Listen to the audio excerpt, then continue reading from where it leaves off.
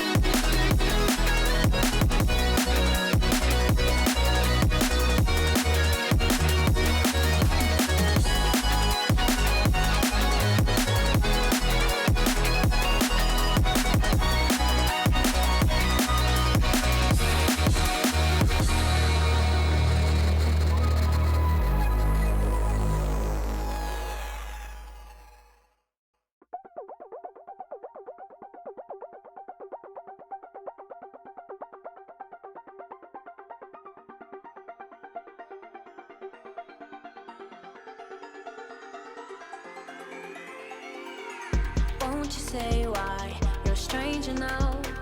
Your eyes escape mine when I sit you down. Don't you feel like we're holding on onto a fairy tale, but the magic's gone? Been months of buffing the blushes and faking the butterflies. Wake up, yeah, I'm kicking the castle down. Ooh, yeah, I think it's time to talk. Ooh, yeah, I think it's time to talk.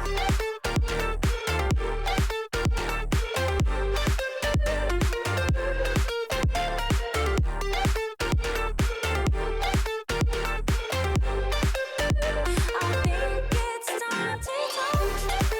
Ooh, yeah, I think it's time to talk. Ooh, yeah, be true to what we want. Forget how it felt from the outset. Hope this to reset. Ooh, yeah, I think it's time to talk.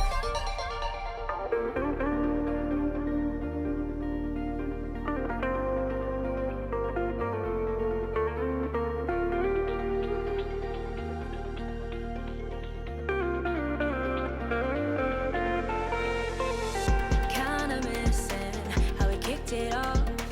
Always in overdrive, now the feeling's lost. Blind to notice, we've been losing touch. Long gone fairy tale, yeah, we killed the rush. Been months of acting. Hello, hello. Oh my god, I'm zoomed in. Ah! What are my controls? I don't know anymore. There I am. Hello, hello. Happy Wednesday, everyone. I hope you all are doing super well. I hope you've had a great weekend and a great week so far. It has been a, I don't know, somewhat exciting week for me. I don't feel like anything really big or substantial happened, but there's a lot of like big projects that I feel like are wrapping up that I'm just excited to get done and get out of the way. Max Black Hat, hello, hello. Thank you so much for joining again. But I don't know.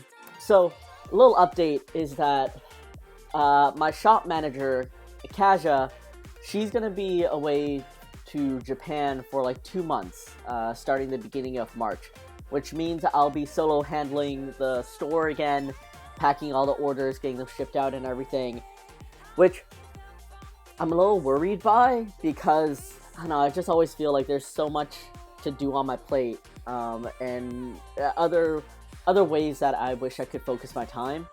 But I mean, it's only for 2 months, and I don't know. I'm sure I can handle it. I'm also pre-planning a lot of things to like be made, or like sticker societies. I already have plans for the themes and stuff, so I'm just really excited about that. Everyone in chat, Next Black Cat, how have you been? How's your weekend, and how's your week been so far? Also, we haven't done this in a little while, but let's switch it over to the shopping channel, because there's a couple new things I want to show off, even though it's not necessarily available in the store yet. But let's just swing on over to the one easy payment of $9.99 or more at PugliePug.com. I legitimately wish that, like, I wish,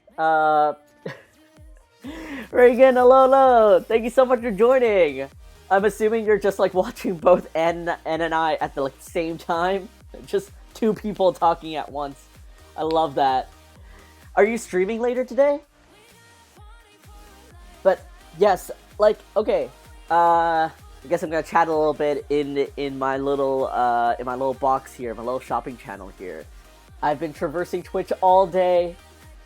Streaming at 5. Okay, nice.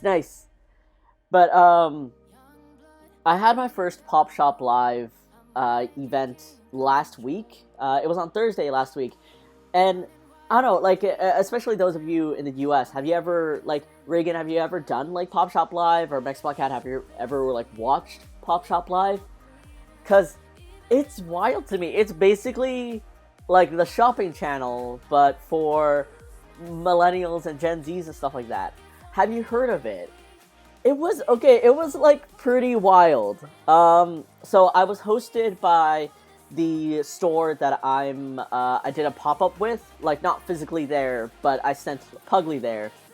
I maybe have heard of it. I think it's pretty interesting. So, here's the deal. So, imagine this, the traditional shopping of this, but instead of, like, calling for a phone for, like, the payment or whatever, it's literally an app, and it's a live stream, much like Twitch.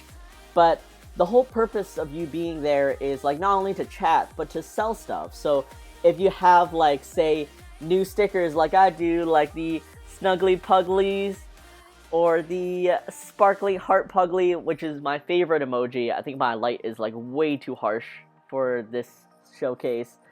Or the Love Explosion Puglie. I love him so much. Or the ever so cursed, I poot you, Puglie. If I was on Pop Shop Live, I would showcase these things, but I could also, within the app, like, literally live there, put up a listing for these stickers. So I could be like, there's 5 of these, 2 of these, like, and 4 of these each. And people that are watching can immediately buy that stuff from the live stream itself, because, like, your PayPal or your credit card is connected to it, and, like, I think it can also route through Shopify, or you can host this, like, within the app itself. So I have, like, basically a duo call with the store that runs the Pop Shop Live, and it was just so fascinating and heartwarming seeing people online from, like, across Canada and the US. The shop owner would showcase, like, a sticker, right? And then I'd see it listed up, and there's, like, 5 of them or something. And then you would see, like, oh, Sam bought one, Joanna bought one, Cheryl bought 2 and stuff. And it's, like, it's almost like the con experience, but online, and it's just really sweet. And when I had this show with the shop, it was kind of like an interview. So the shop owner made up some questions to ask me, and we were just, like, chatting. We were kind of like she had wine, I had soju. We just drank a little on stream. It was probably the most, like, chill stream or chill, like, interview I've ever been on. Oh my goodness, cuteness overload, right? I'm so happy with the set. I'm so happy with these guys. I just love the Love Explosion so much. I'm not sure if you guys saw on my Twitter or Instagram, the references, you know, Captain Holt running, screaming. And I love that. And then these guys. Desire, hello. Thank you so much for being here. I'm assuming you're also duoing like Anne and me and maybe like one other artist. Laura bought 20. So it's really cool. So here's one thing that I noticed in terms of the Pop Shop Live culture and what's most popular on there is a lot of blind box vinyl toy stores have a Pop Shop Live, because here's the perk of being that kind of store on Pop Shop. You literally unbox, so like you have blind boxes, right? And unboxing blind boxes is part of what's so special. It's like, oh, what did you get? What are you hoping for, kind of thing. So they'll unbox it live, and then whatever figure they got, like they put it up on sale. So you're literally buying, like you know what you're buying as a blind box figure, but without the blindness, but with the excitement of like seeing it revealed, and I guess maybe a little excitement of like rushing to get it before anyone else does. So I just found that so fascinating from like a business marketing standpoint. Like, why is it so why is it so popular? How does it work and stuff? And here I am wondering, like thinking like I feel like Twitch and Pop Shop Live has a very different demographic. Like, no one's watching Pop Shop Live. I mean, I highly doubt people are watching Pop Shop Live, like, just in the background to put on for a productivity thing. They might, because it's still a live stream, but I feel like if you're on there, you're looking to buy, or you're looking to see what there is to buy or collect or whatever. Like, you're part of that community live, and you're also all shopping together and hyping each other up. Whereas on Twitch, I feel like even if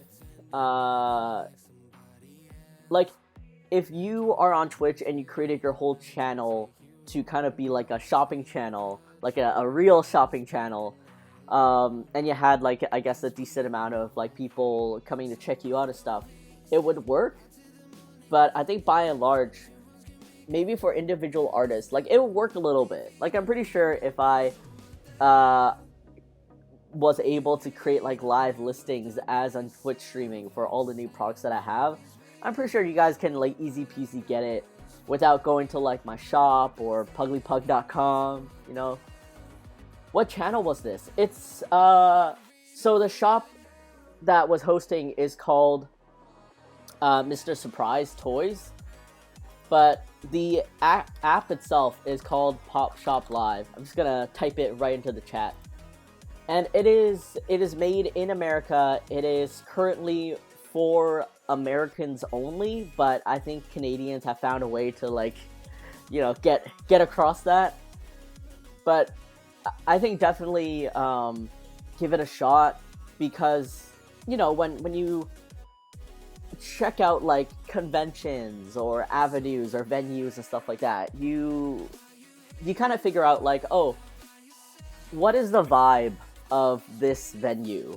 You know, for Twitch, it's very much like we're chatting, you can work along with me, it's chill, like here's a showcase of stuff that's happening, and that's like kind of the main thing, right? It's very much like, I'm here, you're here, let's have a good time.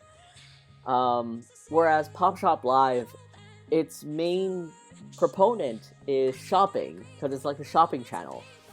Like, I mean, I think some people put on the shopping channel as like a background noise thing, but mostly you're on the shopping channel because you want to see what's good and you want to shop. So I think that's a really cool way to look about like the differences and stuff. So Reagan, I think like definitely check it out. But also, last but not least, on the Puglie shopping channel is I got these cards made. They're blank on the inside, so you can write all your cursed, poetry, fanfic in there. And the back is just, you know, my branding and social media and stuff. But it's here. So, if you subscribe to the Puglie newsletter, then you would know that there is a discount code to get one of these for free. But because you guys are here on Twitch, and I feel like on the hierarchy of, like, you know, connection, it's like Twitch, newsletter, and social media. I'm just gonna give it to you guys here. There is a limit of like 20 usages, but basically, if you buy anything in my store and use the discount code POUTU upon checkout, then you're gonna get one of these cards for free. You just have to make sure to add one of these cards into your cart so that it can, like, take it off.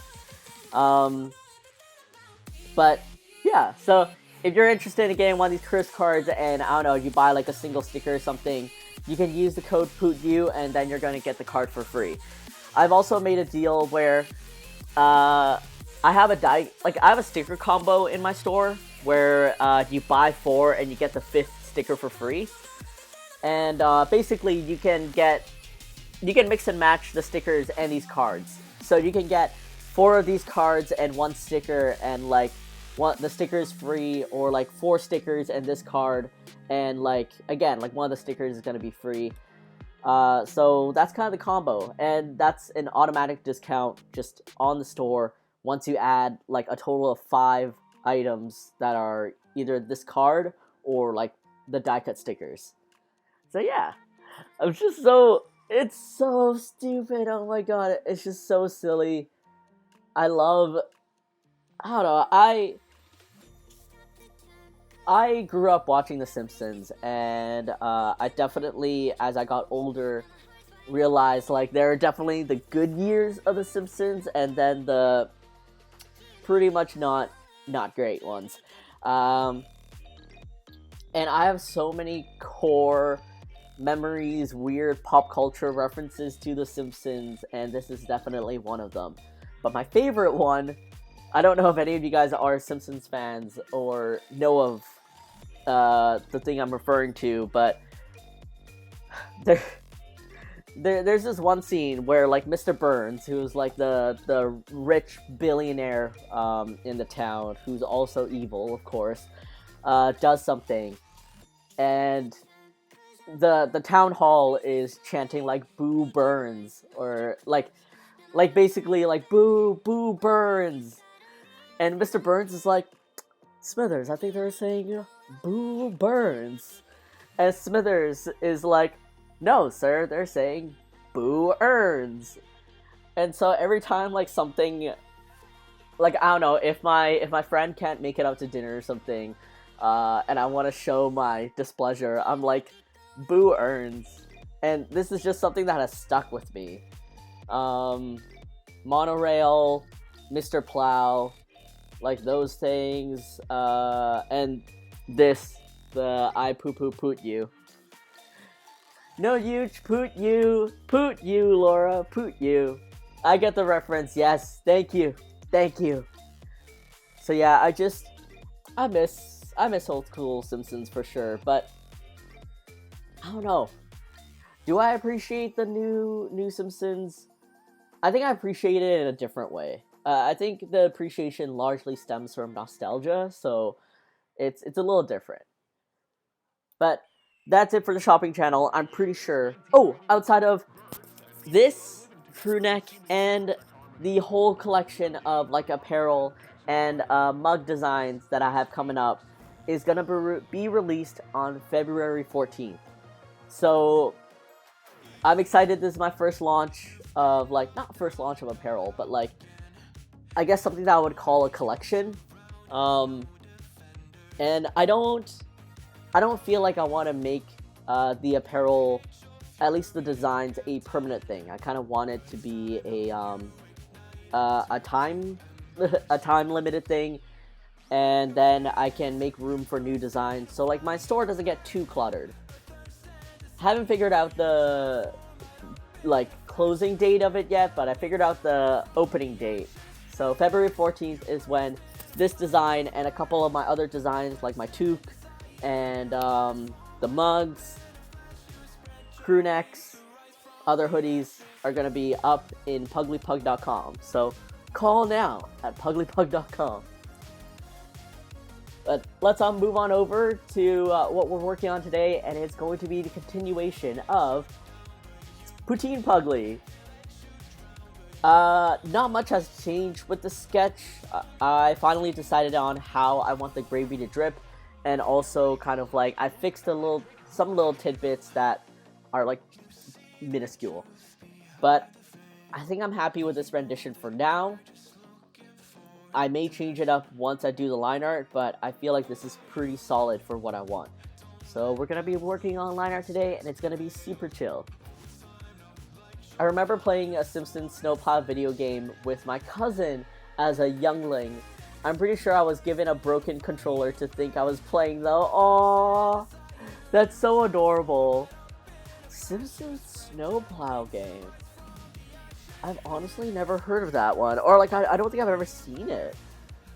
I think the most famous Simpsons game of my era is the arcade beat 'em up. Like, God, I love that game. It wasn't a great game. It was just the fact that it was The Simpsons, and it was an arcade cabinet. And obviously, as a kid, arcades were expensive. You know, a quarter is very expensive, so.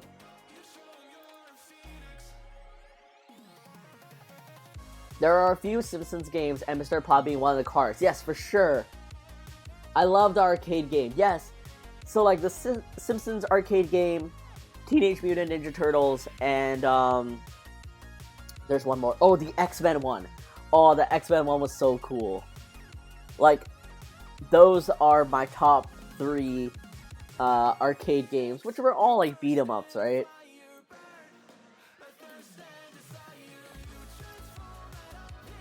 Alright, let's swivel y'all over to this side. And where did my pen go? Alright, and let me just... Those are the curds. This is the sketch. I am going to group all of you. And then I'm going to reduce opacity so I can see what I'm lining. Alright.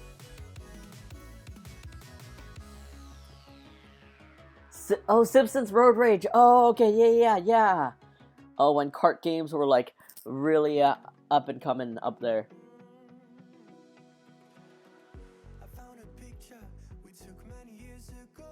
I don't think. No, I never played the Road Rage, the kart game, but I did play Simpsons Hit and Run, which was like the Simpsons take on Grand Theft Auto, like obviously very PG, very like family friendly and stuff. And I thought it was the coolest thing, but obviously it was not as expansive as like you got the town of Springfield and you were able to take some cars and stuff like that, but I don't know, the game was just like, it's very family friendly GTA basically. But because I was a kid and I love The Simpsons, I was like, oh my god, I want it!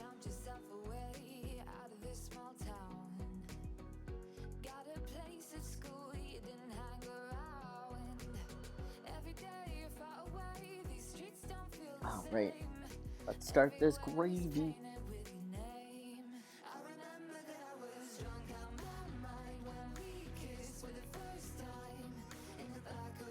Hope all of you have been having good weeks so far, though. I think I've been doing pretty well. Like I said in the beginning, a couple of big projects are wrapping up, or there's good resolutions to problems I've been dealing with. The only thing that is really that's really a weight on my shoulders is taxes and accounting, because I do my own bookkeeping, and it's just like I just have to get through it. I just have to grind through it. Boo Bear Cat, hello. Thank you so much for joining. First time catching live. Love your art. Kat, thank you so very much. I really appreciate that, and thank you so much for being here. We're having a chill time, just doing line art today and chatting along. Usually, my line art days are really chill because I don't know, I'm just following along. Sometimes I hold my breath so I don't talk for like I don't know a couple seconds, and we're just here to catch up and talk about life, I guess. Earlier, I was talking about The Simpsons because I had just released the I Poo Poo Poot You card in time for Valentine's Day, hopefully. It's blank on the inside, so you can write like everything you want in there, but I just. This is one of my favorite Simpsons references. Oh, speaking of taxes, and that's gonna be like the biggest thing on my shoulders that I want to get done ASAP. One of the most exciting things for me as an adult is getting a Bluetooth numpad. Like, I don't know how old y'all here are. I am. How old am I? I'm 32. 32, turning 33 this year. But like, I think past the age of, I think like 25 or 26, I started getting really excited about functional things, which is weird to say, but like I don't know.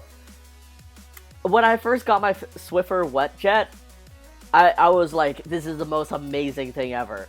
And then when I got a really good like dehumidifier, I was like, I love this, and I just love like researching those kind of appliances and stuff like that. This week, I'm very happy about my Bluetooth keyboard numpad, and also my shop manager, who is a really great thrift shopper. She thrifted me one of the Asian water boilers, like the ones that like keep your water like boiling hot, and when you're ready to use it, you just like press a button and it's like on the go kind of thing. And I was just like, this is great. I also grew up with those, coming from an Asian family. I grew up with them, and only when I moved out and I started shopping around did I realize, one, how expensive those are, and two, how most people either use a kettle, like a stovetop kettle, or like an electric one, and I was like, this is very inefficient. I'm turning 30 next month. Max Black Cat! Welcome to the 30 Club. It's gonna be great. You're gonna have fun. And I feel like, I don't know, I've always been the type of person, or like, okay, past a certain age, I just didn't care about my age. Like, okay, one, I couldn't remember it, but two, I think all of us, either you're the type of person to be, or you have other people around you who like really care about their age. Like they're dreading every birthday. They're like, oh my god, I'm turning into a big 30, or I'm getting older, or I'm turning 40 and stuff like that.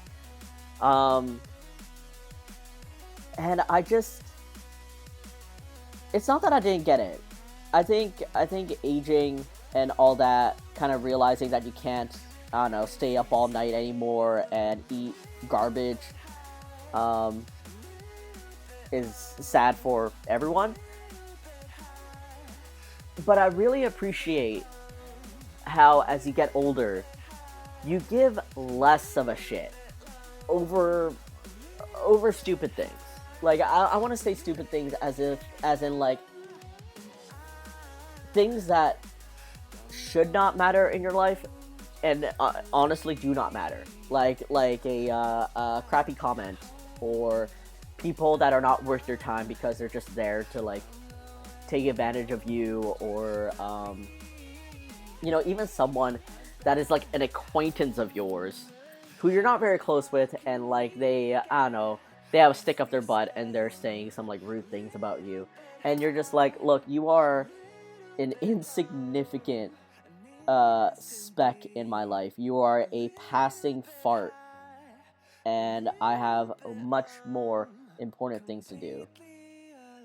Like, I just appreciate this like mentality that develops as you grow older, so that you actually can make the most out of your time and appreciate like the great moments in your life. That was me and my electric kettle. Aww. Yeah, like I have a great electric kettle, but my shop manager got this Asian one. Like obviously it's an old model, and there's a little something that's finicky with it, but like 80% of the time it works. That's you know what, that's not being generous enough. That's 90% of the time it works.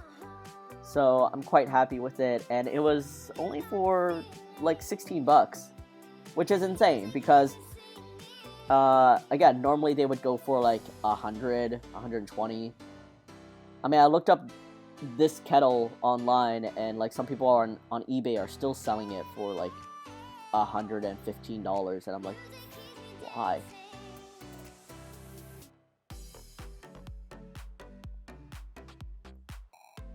But yeah, I don't know. I find that with age, it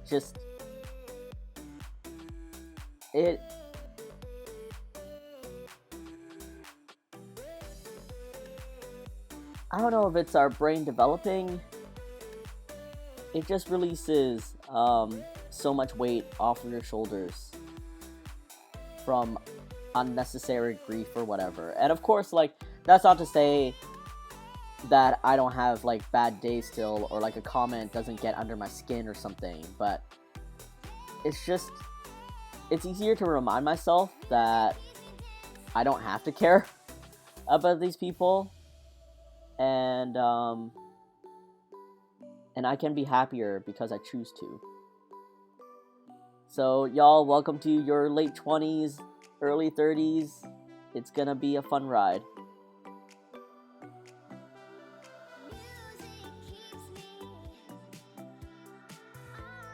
And I've also just always been in the belief of like, youth is something that's internal. Like, you can be 20-something and you can be what's called an old soul, right? Like, you don't really want to do anything, you don't want to go out, you just want to stay at home and stuff. And that's totally fine. Like, if that's your lifestyle, that's what you want to do, then like, all the power to you. But also, I don't think there's anything wrong with like being, I don't know, 40, 50. You still love, big fun parties. You still love, I don't know, electronic music or festivals and stuff. And you're still going. And you're taking care of yourself. I don't know, maybe you're kind enough to take care of the other youngins that may have never been to a festival before. And you just live your best life. Because now you have adult money.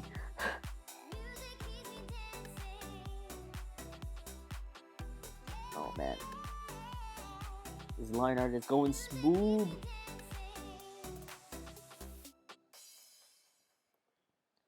Cause like, I've thought about it. I've been doing Puglie for 8 years now. 24. Okay, let's say my full time is 2016, right? Cherry, hello. Thank you so much for joining.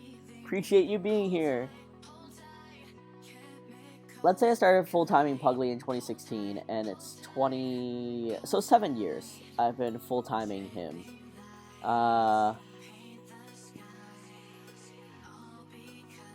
And, you know, a large part of Puglie is me going to conventions. And I do remember having this thought once of like, man, am I gonna be weird being like 30 something and standing behind a pug booth selling stuff? Oh.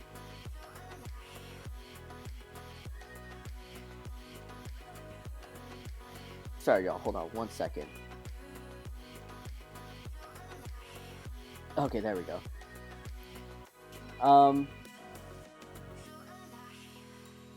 Oh, I don't know why my tablet just like glitched out like that. I didn't even press anything. And then I thought about it. I'm just like, no, because I'm here to have fun, just like everyone else at a convention is, and art, things you appreciate, like animation, all that. They're made by adults. There are professional animators. It's literally their job. So like, why should I feel bad that I am, I'm the creator of Puglie, and I'm gonna be at these events because they're Puglie's lifeblood. I have fun in them. I can meet fans. I can say thank you to people, and then just having that just thinking about that was like a weight off my shoulders.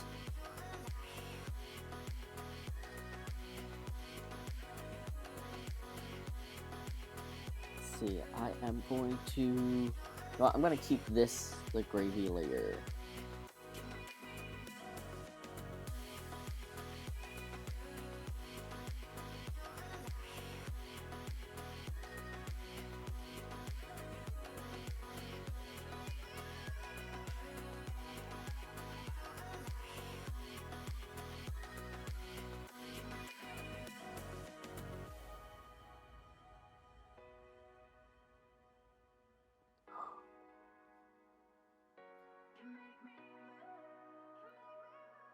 Like, I was just chatting with someone yesterday, and she's a mom who has like a older daughter in high school, and a younger son who is about to enter high school.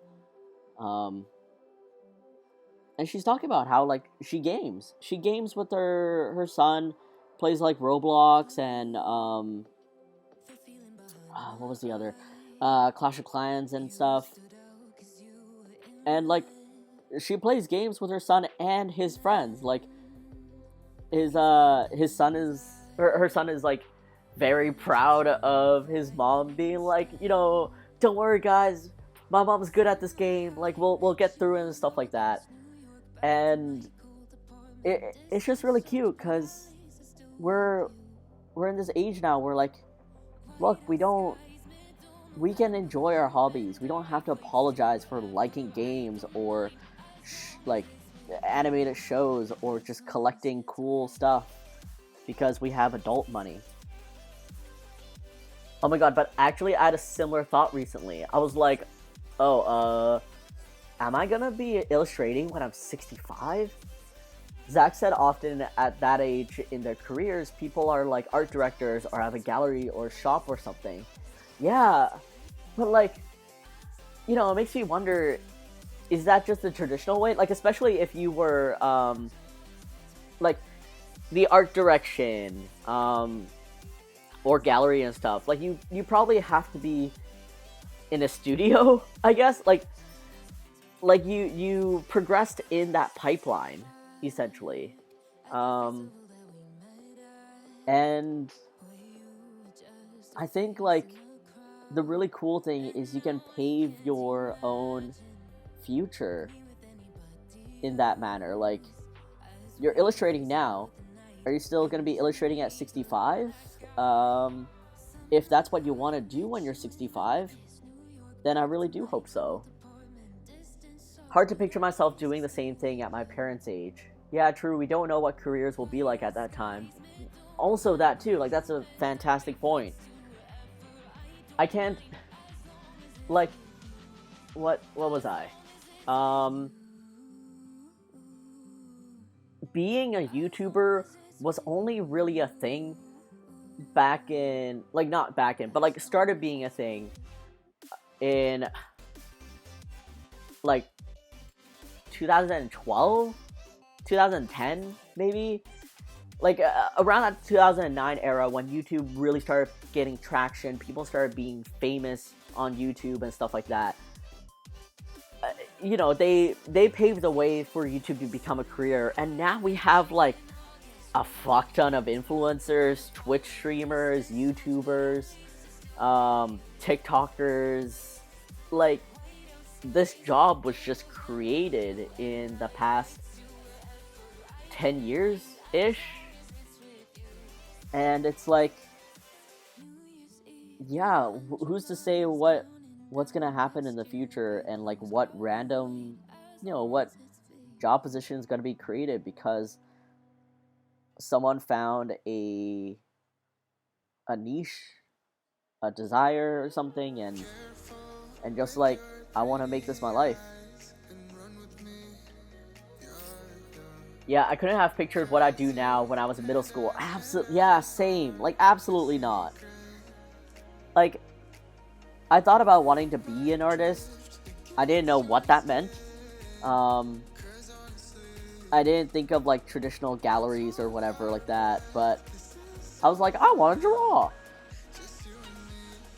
And I was inspired by Sailor Moon and I don't know, stuff like Doraemon, Garfield, The Simpsons. I didn't know what an animator was back then, but like, I was like, oh, that's art. But only at an older age did I think about like, oh, I wanna be a concept artist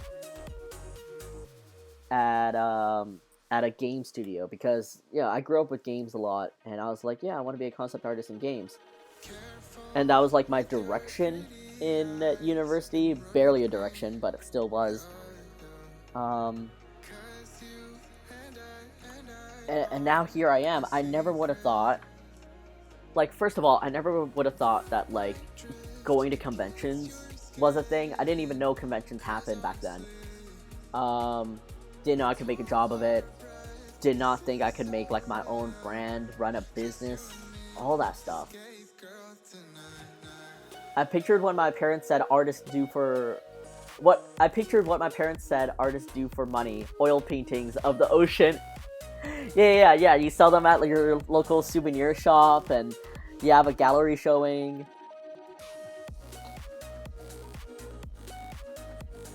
Like, I think back, and at no point in my education prepared me for what I'm doing right now. And no point would have led me here. Like, the only thanks that I have for possibly my education was being an avenue to meet my best friends.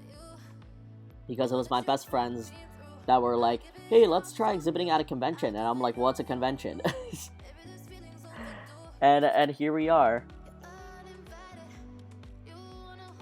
I made, God, I don't know. I think I made like $100 at my first convention, and I was like rolling. I was like, oh my God, I can't believe I made $100.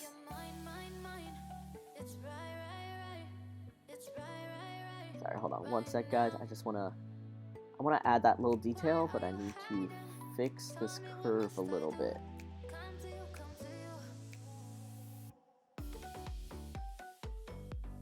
There we go.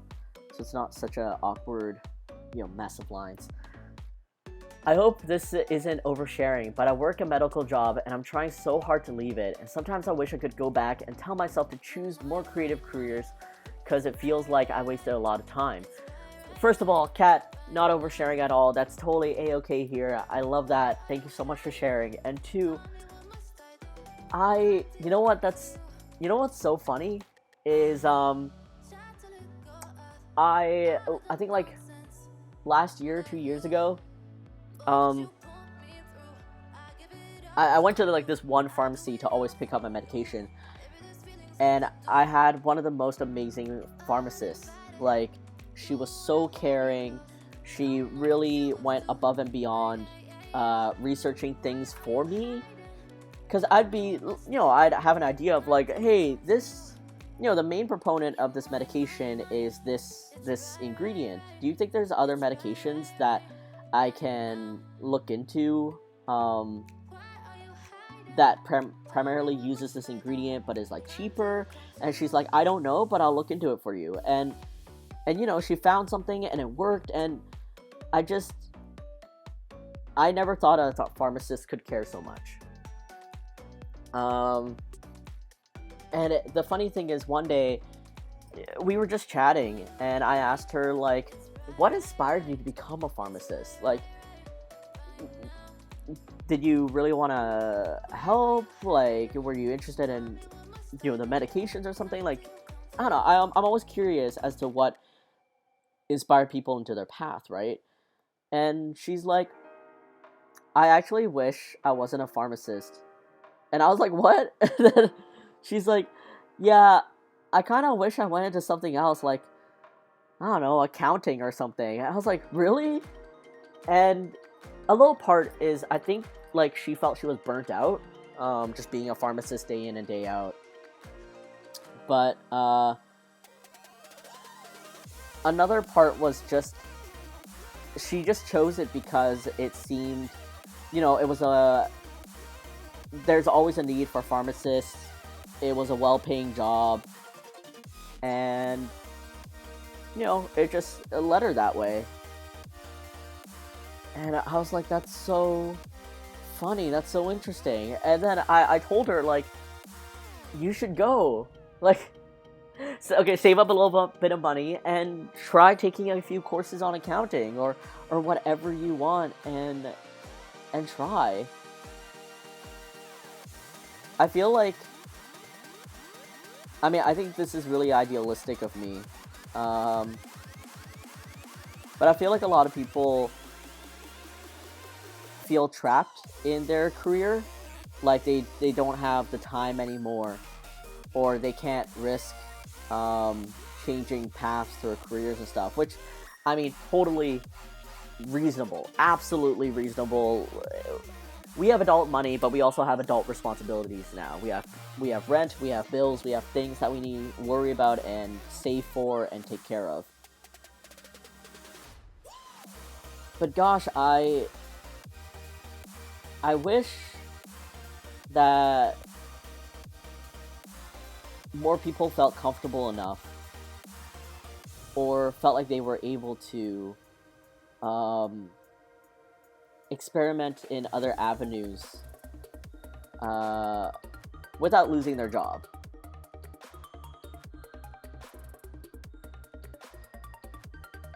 Sorry, hold on. I am figuring out this area.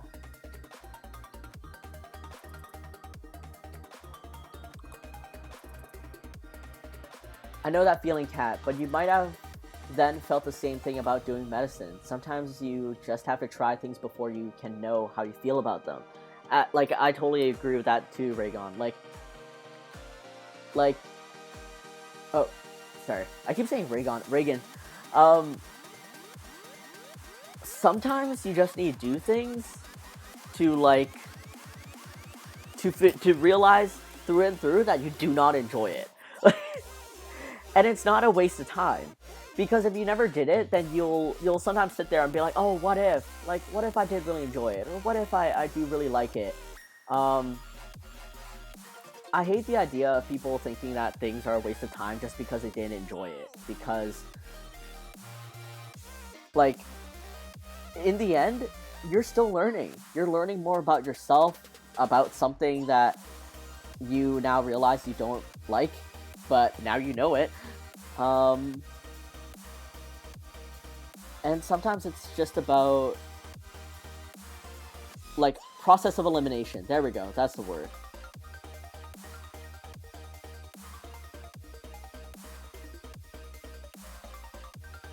I feel that to my core, burnout should not be underestimated. And yes, I mostly feel trapped by my loans. Yeah, that's, like, absolutely fair. Like, I'm very grateful to have the skills and experience, but it was a very expensive journey. Absolutely.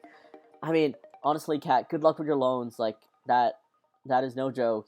And I really hope that you can... Sorry, just, like, waiting for my brush to lag out. I really hope that you get them all paid off really soon.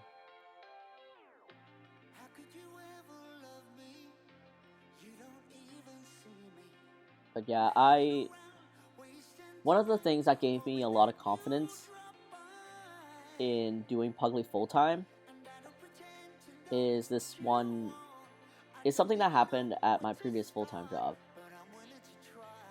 I'm gonna take a sip of coffee first.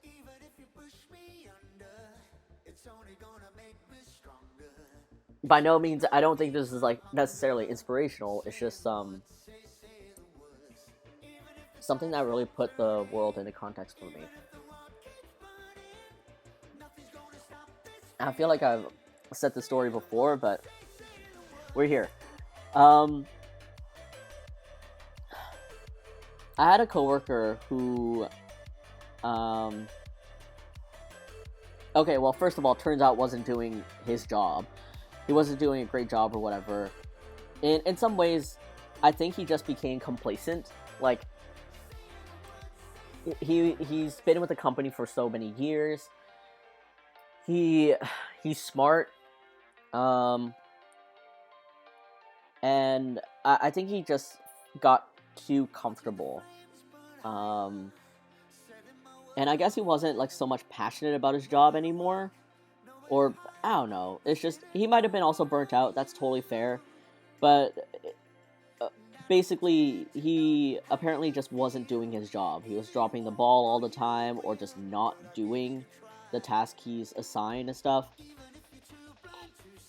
But in his complacency, he was actually planning to, he was looking at engagement rings because he was planning to propose to his girlfriend. And, you know, that's a pretty big thing, right? Like, save up money for an engagement ring, like, have a job for a wedding, and just that kind of stability and stuff. And then he was let go. Granted, he was spending his work hours looking at engagement rings, but he was let go during such a pivotal kind of time in his life. And I mean, if the current economic landscape is something to, you know, witness, all the layoffs in tech, all the jobs being lost and all that, like, it just made me realize that there is obviously stability. There's like a high percentage of stability. Like, yeah, chances are you're gonna be paid, like, you know, you have your salary, you're gonna be paid every month. Even if you spend a sick day or something, you're being paid. Like, and you're very not likely gonna get fired. Unless you do an awful job.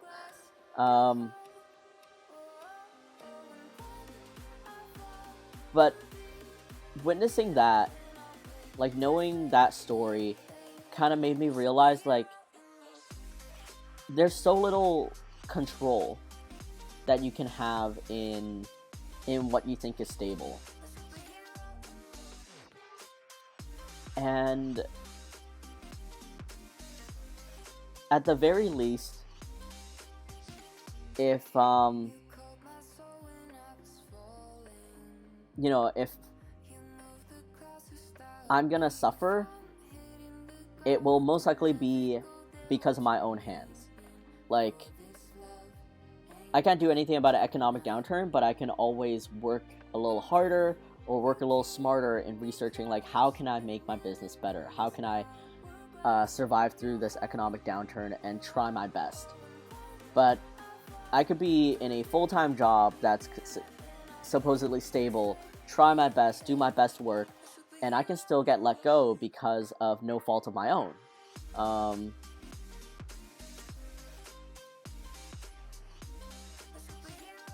And I don't know, I guess, like, this gave me a lot more comfort in kind of doing my own thing and trying things out.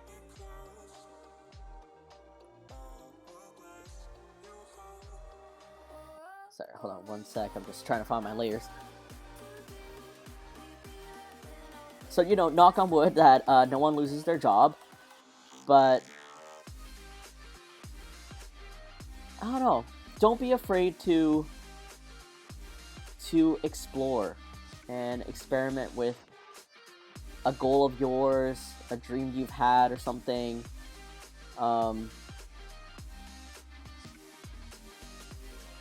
Because I also see friends of mine that have been let go from jobs that they've been so secure in, like just skill-wise, they've always been like this thing. But then they've been let go, they haven't worked in a while, and they've discovered in themselves that like, hey, I actually like this thing more. And then they took a course on it and was like, I like it. I like it a lot more than what I was doing before. And as much as I can say this advice, I also know that sometimes you just need something that rocks your world, and hopefully not too badly. Something that really shakes up your day-to-day. Just trying to find the perfect angle for this, even though I may not even keep it.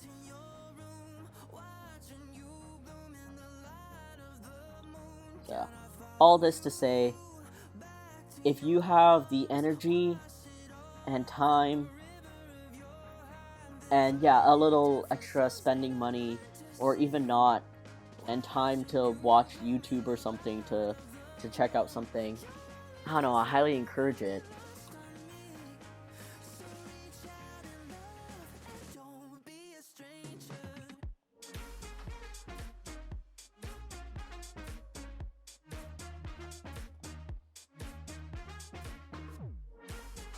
Alright, that's the cheese curds, this is the details, this is the gravy.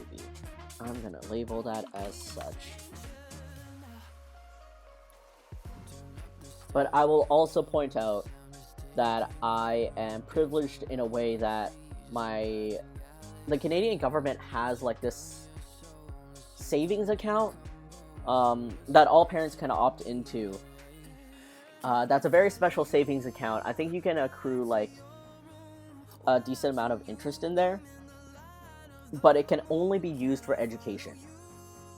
So, you can't just like put all your money into this account and then assume that you can buy a car in like, by the time you're 20 or something. It can only be used for education, enrollment, and like into schools and stuff like that. So I'm privileged enough to, one, my parents put in money and saved for my education at a very early age, and two, the university I went to was very cheap. Like it was cheap. It was personally not great, but hey, I still got a fancy piece of paper out of it.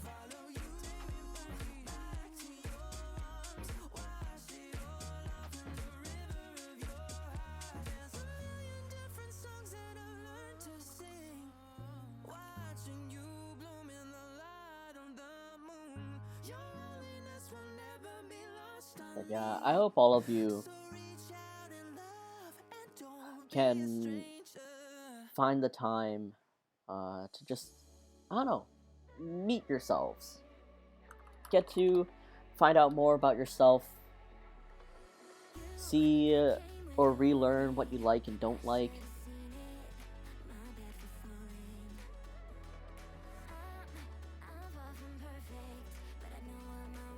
Like another thing that has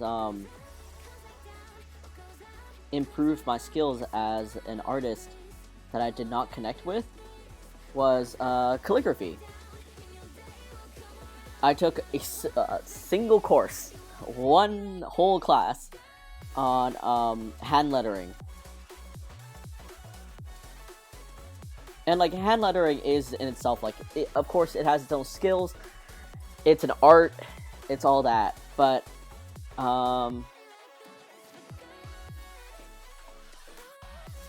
sorry, I just have to hold my breath there.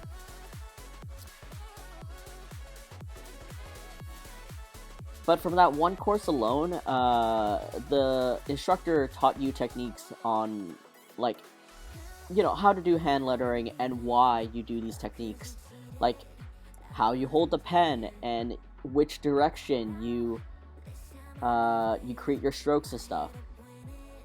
And just from going to that one class, I was able to take some of the skills I learned on hand lettering and apply it to my line art to make my lines like more still or smoother, or just it's a lot easier for me to draw curves sometimes now.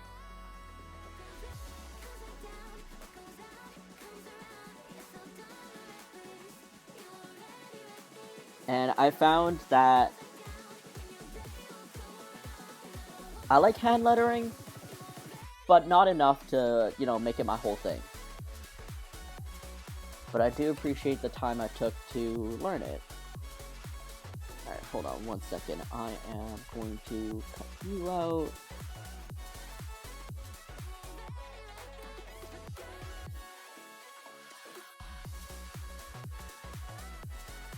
And cut you out.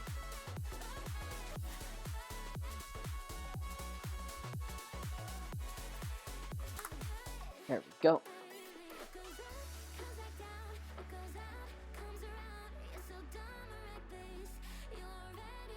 And details, curd, fries.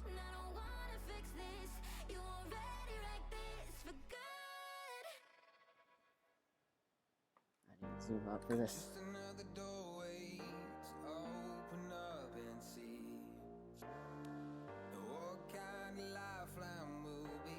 I say I've improved in line art, and yet you can witness me control Zetting so much.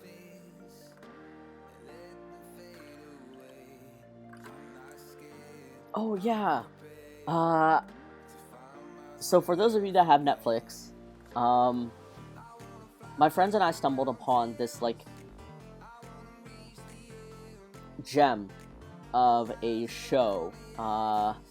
It's called Oni, Tale of the Thunder God, and it's a stop motion animation on Netflix.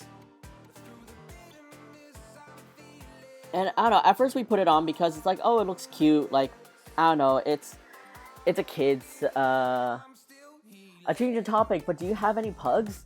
I actually have 0 pugs.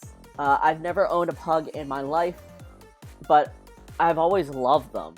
As far as I can remember, I've always loved pugs. I don't know why, I don't know where, but they're just they're so sad looking and pathetic, and you just want to protect them from the world because they're just so useless looking, and you just want to protect them from all the things that are bad in this world. So I've never owned one, and thus I've created Puglie to just fill that void, that little space in my heart that will one day be filled with a real pug.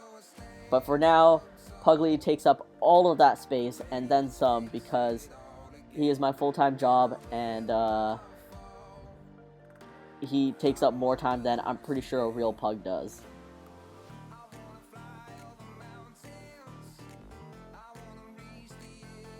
So yeah, that's my story.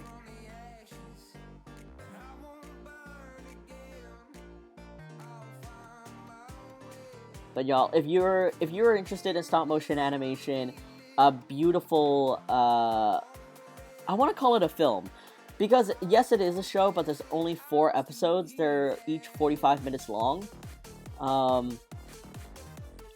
And it was so captivating. We haven't finished it yet. We had to call it a night, but we're gonna finish it this week, and I can't wait to know more about the story, because there's a little mystery to it. And I don't want to spoil anything. I just want to tell y'all that it is a great, it is a beautiful show. It was much more entertaining and intriguing than any of us gave it credit for in first impressions.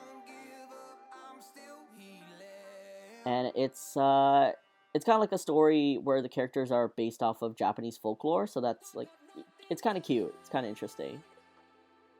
But the character designs in that are also really great.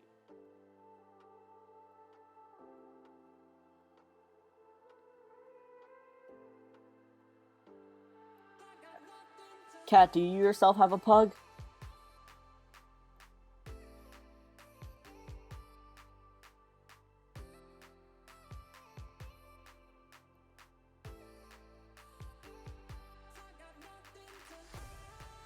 Right.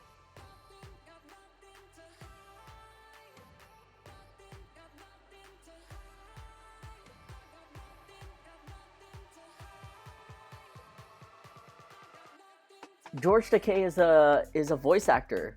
Oh, really? I had I did not know that. I'm not the type of, like, I don't look up like anything about the things I'm watching ever. One part is because I don't like usually remember actors or actresses very well. I'm awful with names. I remember faces, but like definitely not the names of people. So, I don't know. So when I watch a movie, I'm just like very much there for the movie, and then it's like, oh, okay. But that's so interesting. I gotta listen more for his narration now, because he has such an interesting way of like first of all, his voice is very iconic, but he has such an interesting way to word speech. I do not. I also wish I did. They're very cute. Do you recall like when you when you can remember that you like loved pugs so much? Because I love all like dogs and animals and stuff. Anything with 4 legs or less, I will generally like them.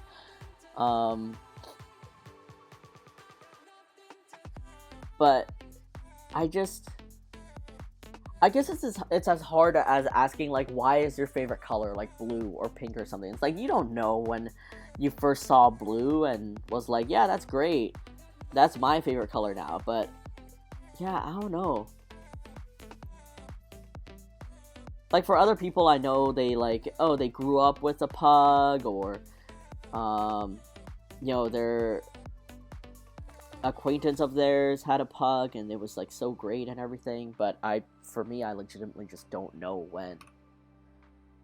I found out much later on that like my godmother had a pug one when I was like super young, but I don't know, was that it? Was that when I got incepted to love pugs?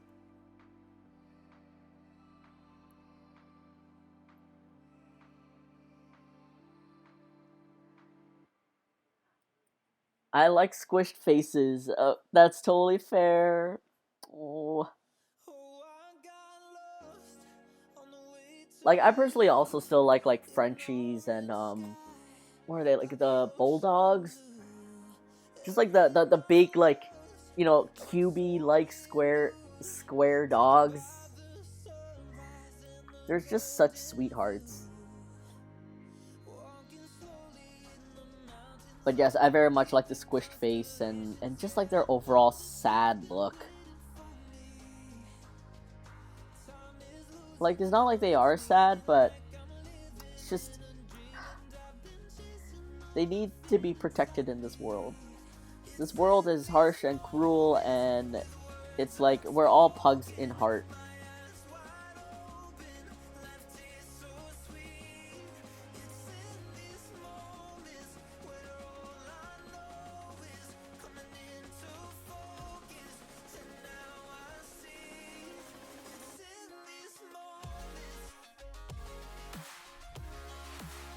Right.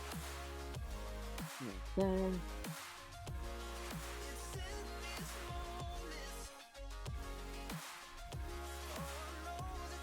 I'm like giving this line art, but I honestly don't know if I'm gonna keep it yet. But just in case I do, they're here now.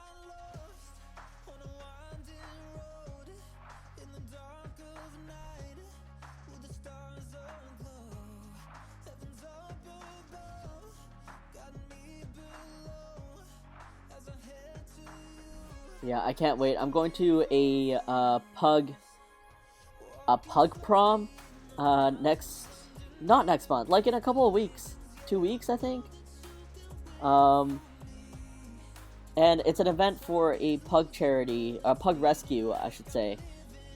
And I'm just so excited. There's gonna be so many pugs, and they're gonna be dressed up, and they'll have no idea what's going on, and so excited. Jacqueline, hello, thank you so much for joining. Welcome in, and how have you been?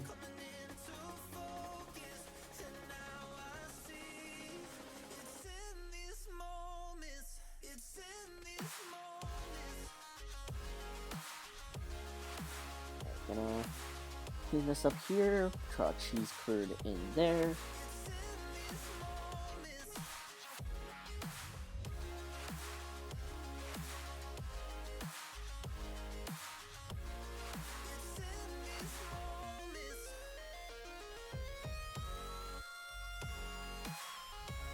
And I think I'm gonna draw these curds first.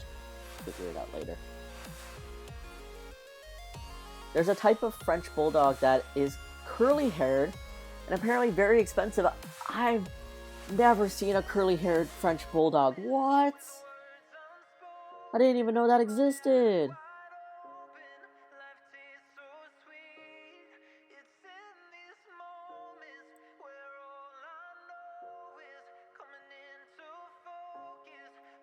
Hold on one sec. Just gonna do this.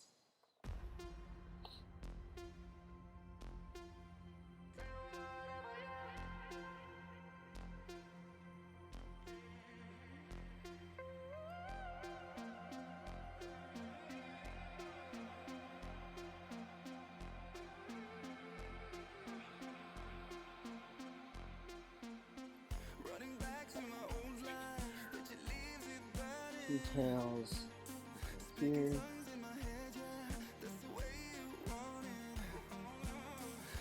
Unrelated, but when I was towards the end of watching The Witcher, I'm like, hey, he kind of looks like the dude that played Superman. And my husband looked like I offended his ancestors. He's like, that's because it is. You know I love Henry Cavill. I was like, idiot sandwich.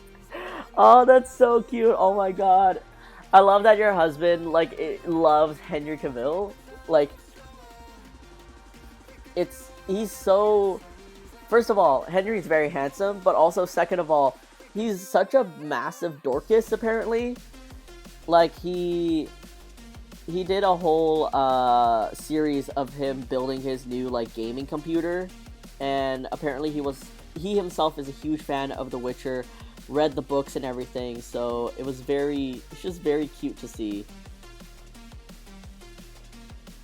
Only because you mentioned Netflix. Nice. Netflix, please sponsor me.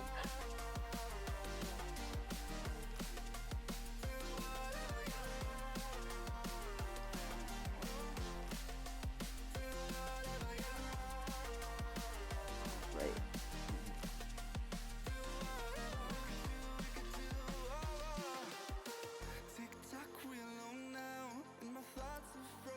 To be fair, he has white hair and yellow eyes in The Witcher, complete opposite to Superman.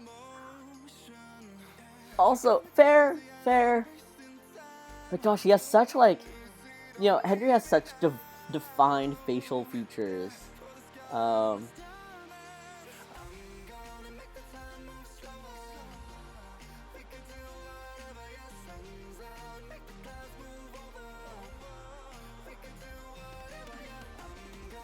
Right. Let's see. This is gonna be a fry.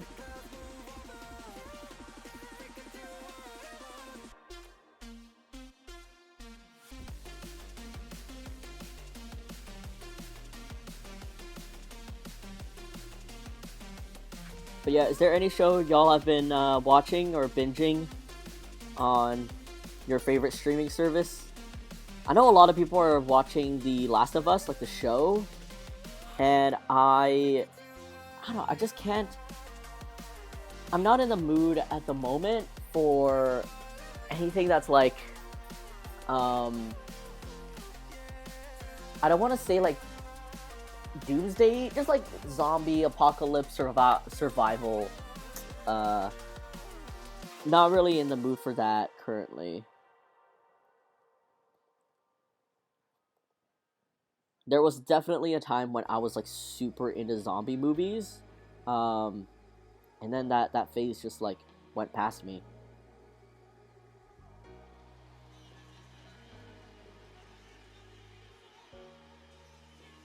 And I also watched the first season of The Witcher, and I thought it was like super good. But the moment a show goes on season break, I just fall off the wagon so hard. Like, even if, you know, it comes back and I know that I liked it, the moment such a time has passed, I'm like, I can't like haul my fat ass back on a wagon again. Last of Us is very emotional. I heard that. Like, I never played the games myself, but I heard for sure that it's like, it's so good, it's so emotional, and if you've played the games, it's like an extra hit, apparently.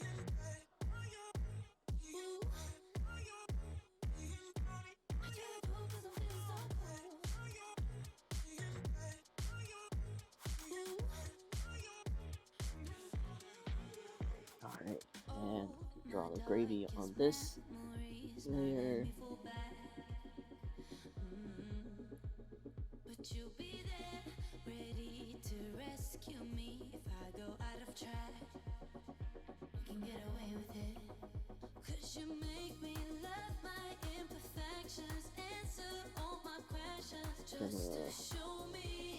Do this where I connect the gravy.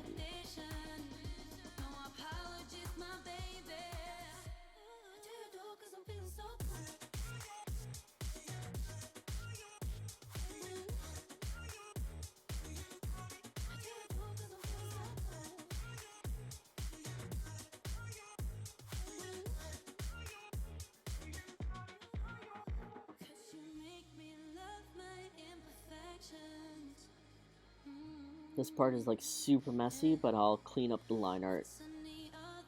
Or like, yeah, clean up the lines and all this crisscrossing a little later.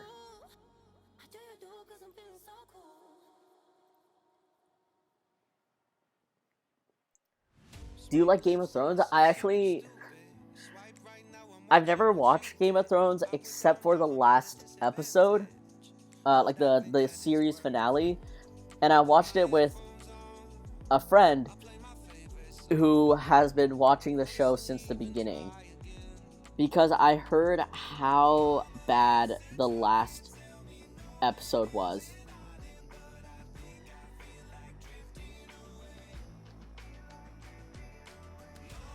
Like, I heard how bad it was and how disappointed the fans were, that I had to be like, okay, what is actually going on? Like, how bad does a series finale have to be for this whole, like, the whole series to be tarnished? Kenny, hello, thank you so much for the raid. All of you of the Rice Hat crew, thank you so much for being here. Kenny, as always, thank you so much for trusting your community with mine. And I know it's definitely been a while since I've streamed, so hello. Storm of Shadows, hello. Wild Randomness, good to see you back. Oh god, raid! Kenny said not to read. Kenny said not to send the raid message, but I'm doing it. Do it. Chaos, don't forget to unzip and get over 2 inches of slap AC first. What did you guys do? Should we send it? Just send it. We all know what Kenny's all about. 2 inches slap AC first. Huge. I can explain. Alright, Kenny, what did you get up to today? Everyone, in your words, what did Kenny get up to today? Also, for those of you that are new here,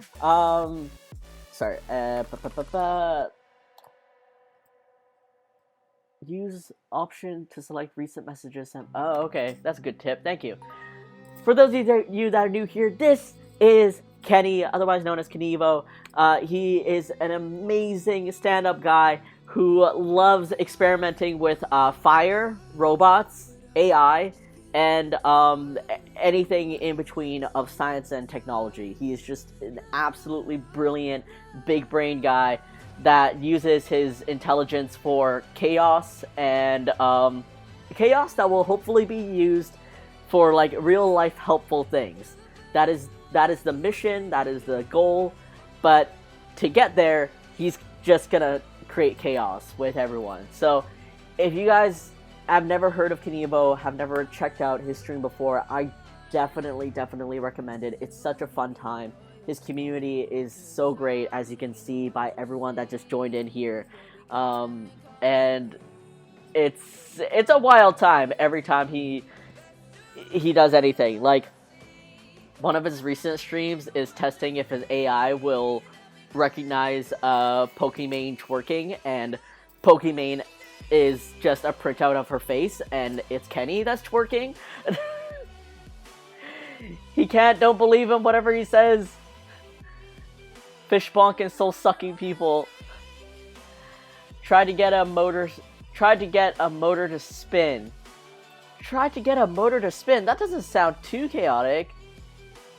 Chaos is my answer. We're doing tests on an AC motor to turn into a Twitch-controlled fishing rod to catch a fish over 2 inches. Oh.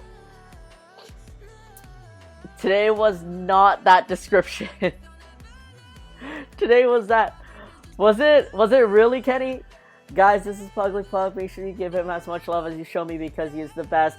Kenny, always appreciate you. Also, if you need to run off to, hydrate, eat, workout, of course, always feel free. Take care of yourself, and I'll also be seeing you soon for that delicious KBBQ. So, join us on Friday. We're going ice fishing. Okay, Friday, what was it?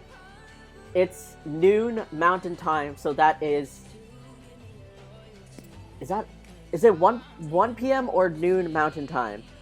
It's like sometime in the afternoon, like sometimes in noon, you guys like do your chaos. So I am gonna join in for the ice fishing.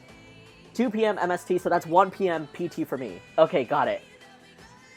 I still can't get over how all the people you had to call were so dead inside, except that one lady. Wait, who did Kenny call? Why did he call people? You would think. 3 words, soul-sucking people. We also spent a large part of the stream on hold to the fishing and wildlife department to figure out if we could use a motorized fishing rod. All the people in the government phone stuff were so dead inside. I mean, also their government. Of course they're dead inside. And then this call. We were calling Fish and Wildlife to see if it was legal to have a robot fishing. Oh my god. Wait. So is Eevee gonna be controlling this fishing rod?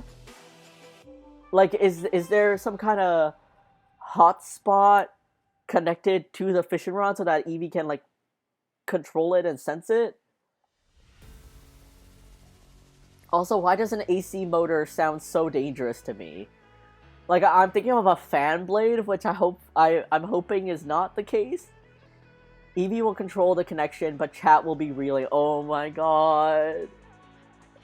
What? Are you gonna attach a camera to... I mean, no, that's too expensive and probably too dangerous to get lost with investment and water and stuff like that. But, like... I don't know. I feel like it would be... absolutely underwater camera. Oh my god. Oh, gotta allow that because we are in for booties here. It was underwhelming. The motor didn't work.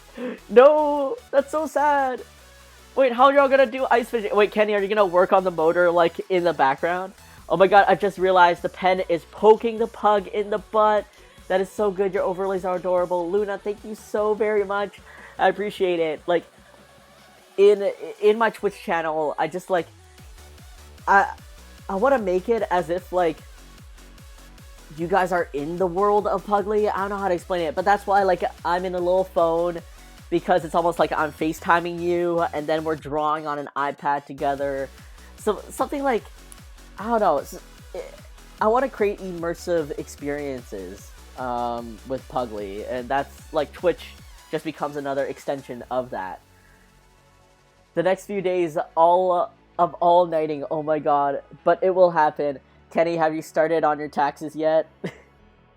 Hi guys, welcome to Puglie's Twitch chat, where we talk about taxes and paying the government. No taxes yet? Oh my god, I just started last night. It's that time of year again. It's that time of year again where we get on a Discord call to make sure we're accountable for doing our taxes.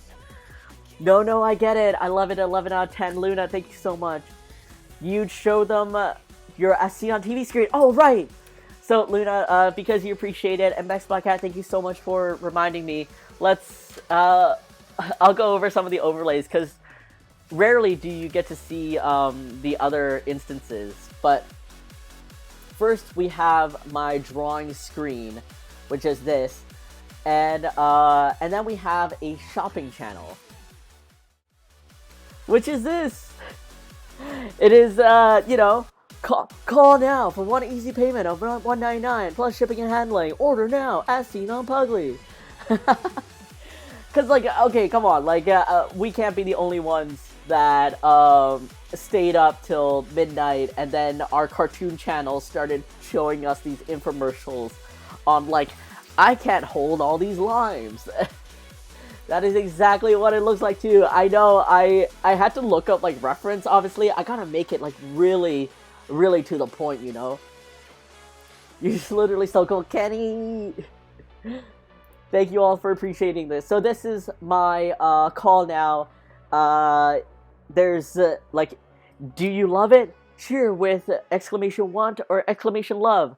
Because there are some things that, Super Duper Star, thank you so much for putting along. I appreciate you very, very much. There are some emotes that Twitch just hates. I cannot, for the life of me, get them to work. So we have some hidden emotes that are just, like, made into commands. One is dance, which is, you know, the GIF of the pug dance, but I rotoscoped it. Chaos NMT, thank you so much for putting along. Appreciate you. And for that appreciation, I'm gonna do a command for love. Wait, will it show? Oh yeah, he bounced off that way. And then we got want. And the real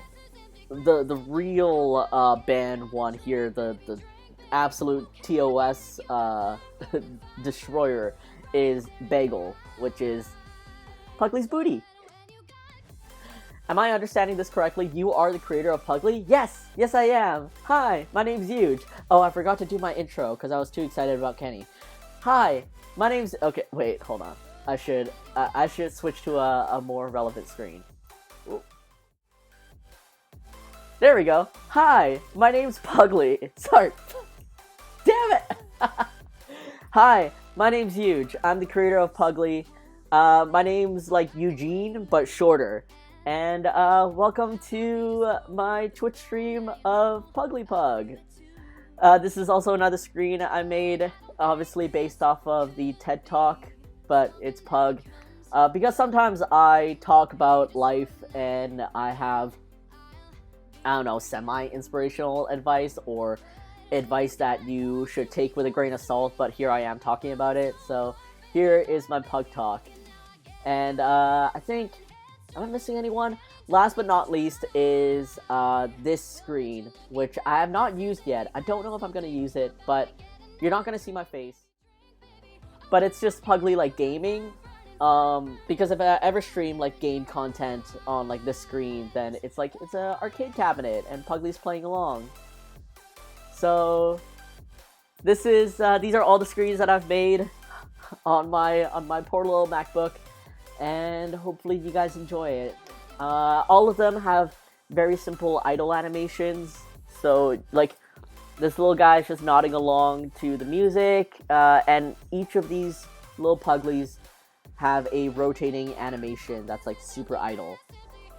Hey, it's Sky. There we go. Hey, it's Sky. Thank you so much for putting along. I appreciate you. And thank you so much for being here. Let me go back to my little drawing panel, and let's see.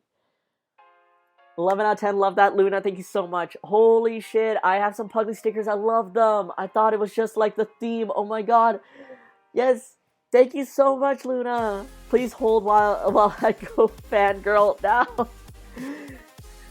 Oh my god, Puglie Sky, thank you so much. All of you, thank you so much for being here and appreciating the stuff that I do.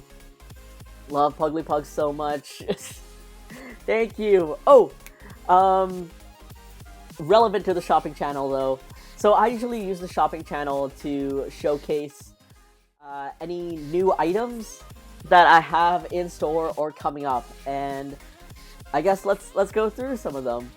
I want to thank Kenny for bringing us here. Yes, Kenny, I appreciate you so much. You know how much I love you, and thank you so much for bringing your community, as always, to me and just trusting me with your community. God, I appreciate the support. We gotta do another meetup one day, huge in Vancouver. Yes!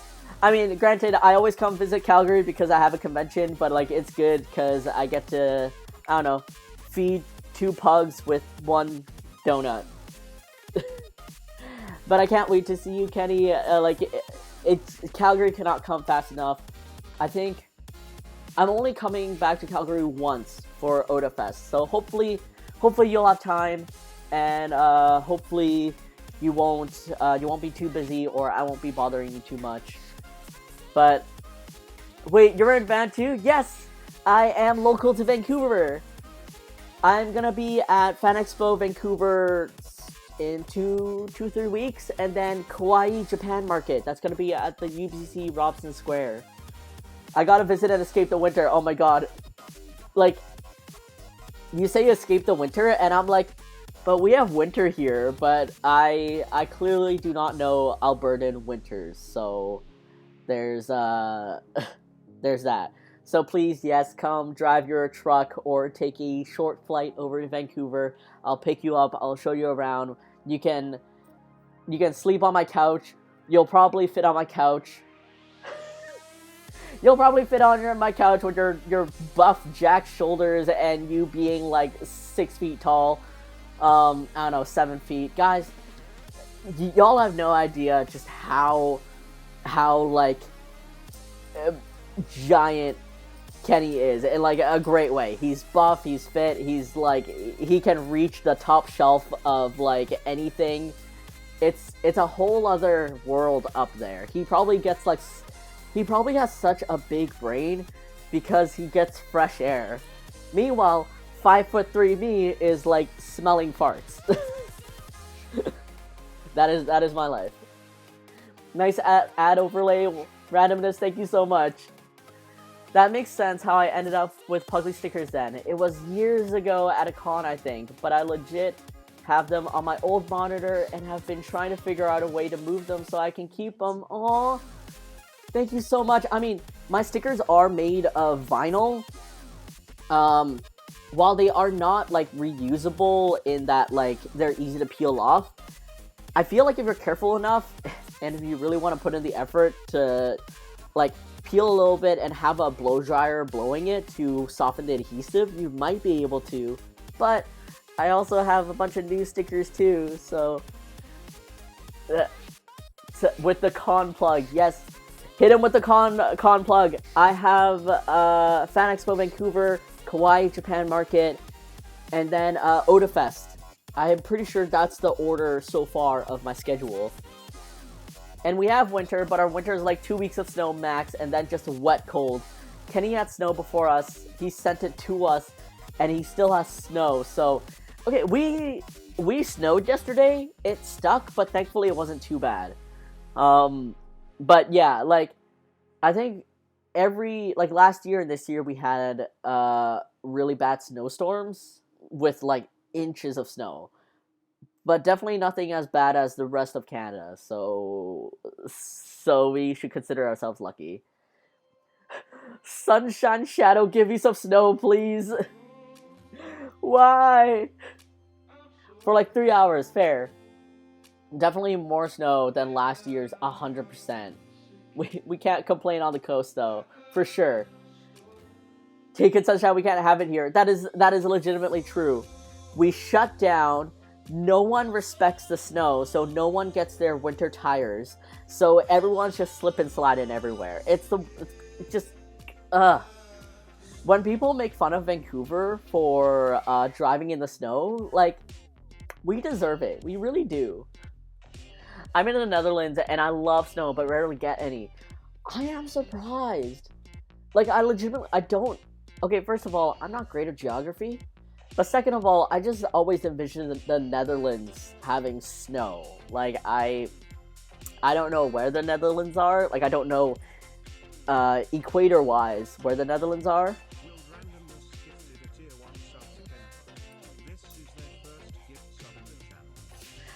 Wild Randomness, thank you so very much for gifting Kenny a sub to my channel. I so appreciate it. And now Kenny has access to all these pug emotes. Thank you so much. And Kenny's a little donut. Summer Tire Meetup Club every time it snows. Oh my god, yeah. Oh, Luna. It's the worst. But, oh, okay. While we're still on the shopping channel here, here's a little sneak peek into a couple of stickers that are coming up in store. First of all, okay, wait, let me do this in a slight order. First of all, we have the updated Snuggly Puglies. They're just two little, you know, pudgy Puglies snuggling up, squishing up to each other. Ah!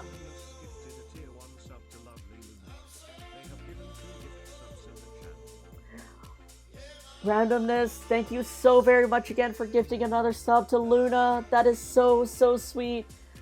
And the deck rolls. Yeah, my little punchy deck rolls. I haven't been here in so long. Randomness, you never have to, but thank you so, so very much. I really appreciate that. And Luna, you're a little flour sack Puglie. Because with my badge system, you start off as a flour sack. Everyone starts off with as a flour sack, and then you become a little milk carton. And the story is that you are the ingredients to make a donut to eventually lure Puglie with your donut. So I believe Mex Black Cat in the chat has gotten the year subscription Puglie donut badge. I have a dog. He's not a pug, but he has rolls like a pug. That's so cute. What kind of dog is it? Honestly, all dogs are great dogs. Max Black Cat, thank you so much for the booty parade. Oh, and alright, next up we have Love Explosion Puglie. It's just a Puglie based off of the heart emoji memes, and he's like running aggressively towards you, just spamming hearts left and right, because he just appreciates you so much. And he should. He really should. Yes, there we go. If y'all take a look at Mex Black Cat's badge, you'll see the little Puglie head with the donut on top, because that's like the ultimate lure, where you lure Puglie.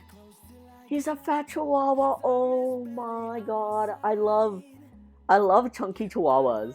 I love how tubby they get. That's so good. I love that so much. Appreciate it, Luna. Oh, there's another one. Yes.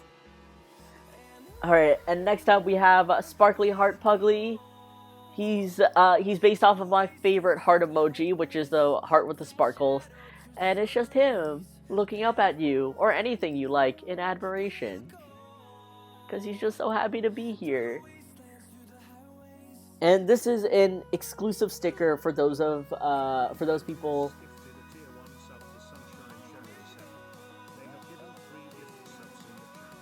Randomness, thank you so much. Oh, and Luna, thank you so much for putting along. I appreciate that. Randomness, I was looking for Luna at Sunshine. Oh, thank you so very much, Randomness. Truly, thank you so much. You didn't have to. Don't feel bad for not, like, coming to stream. It's okay. We had to put him on a diet when we got him. He had rolls on rolls. Now he's just grumpy, old grumpy with rolls. Oh, I love that. I love old dogs. I call them old puppies because I never, like, dogs never grow up. They're always gonna be a puppy. And so, like, you have young puppies, you have old puppies, and in the end, they're all just puppies.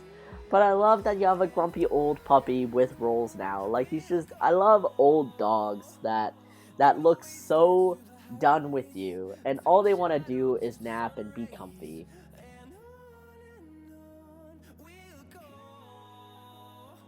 Randomness, you're such a lovely human. Yes, yes they are. All dogs are pups, can confirm. Absolutely. I gotta run, but I have an amazing stream. Chat later. Kenny, have an amazing rest of your day. Thank you so much again for being here and for sending your community to mine. Always appreciate you. Always love you. Have a great rest of your day. Good workout, good food. Talk to you later. And I'll see you on Friday also. You can call me Wild. Okay. Good to know.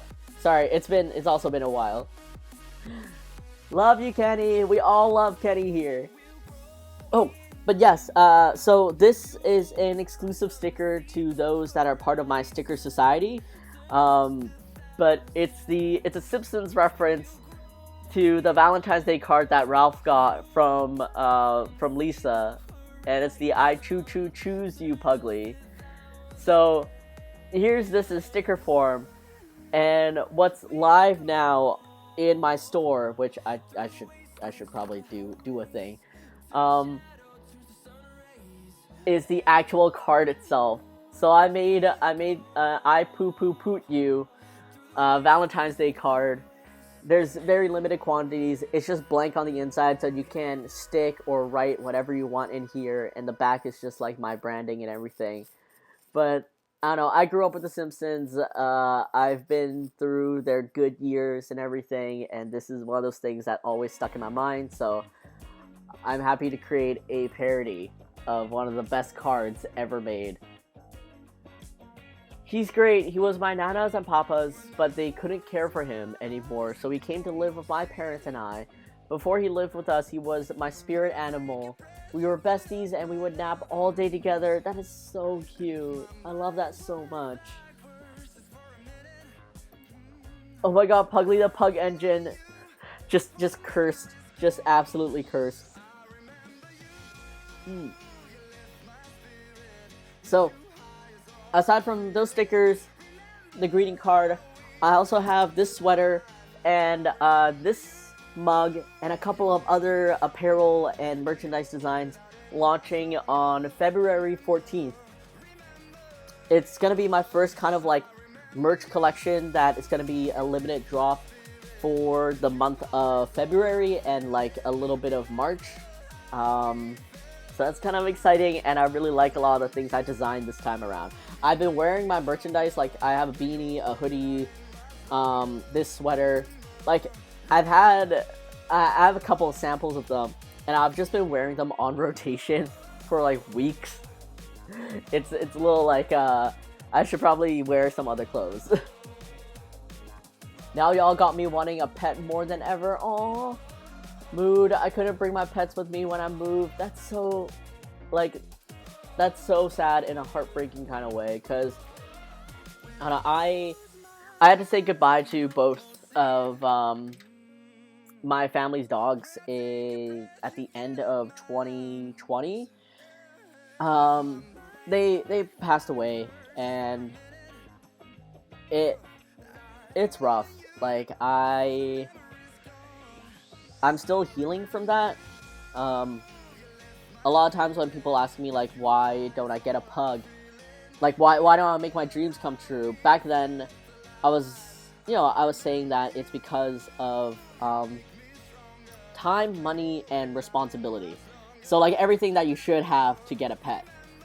Because I traveled so much for my work, aka Puglie, that it wouldn't be fair to always drop off my pet at a boarding, what do you call that, a pet sitter, or drop it off with my parents or something. And yeah, time and also money were big issues too. And then now I have all that still on top of just healing from losing my family dogs. So yeah, I can't imagine the miss that you have for your little chunky baby. Be right back, my boo just got home. I have to tell him I found the owner of Puglie. Aw, that's so cute. Pets are so worth it. Bring so much joy in our lives. They really do.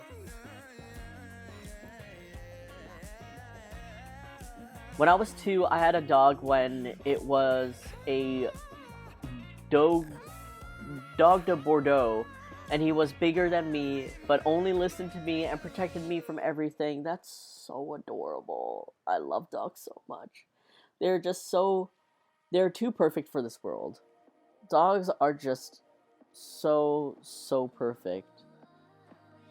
All they want to do is like love you, give you love, appreciate you, spend time with you, and like in so many ways we don't deserve them, but I'm I'm glad that they love us so much.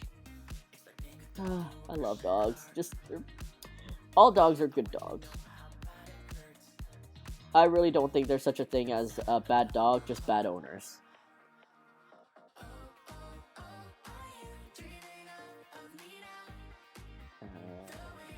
Fix this gravy. Oh yeah, and for those of you that may not know, sorry, hold on, let me fix this a little bit. We're working on Poutine Puglie. This is a redraw of one of my old designs because I discovered last year that I've improved in art, which is nice to know. And so I'm just spending some time kind of redesigning some old artwork and being very pleasantly surprised by what I come up with now and how I draw things. What did I want to do with this though? Maybe.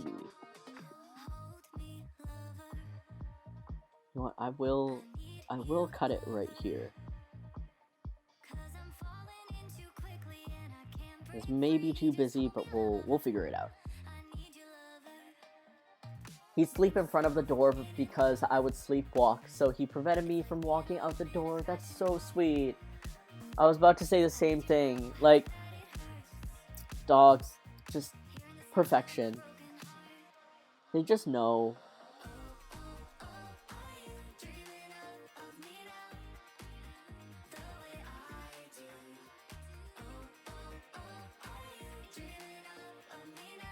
Like, I get really nervous about dogs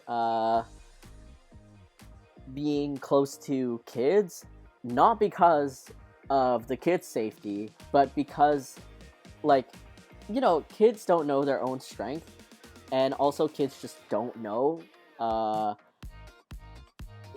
like, treating other creatures kindly and stuff, and it's not done maliciously because kids don't know any better. It's just that they, you know, they'll do things because they think it's funny or whatever.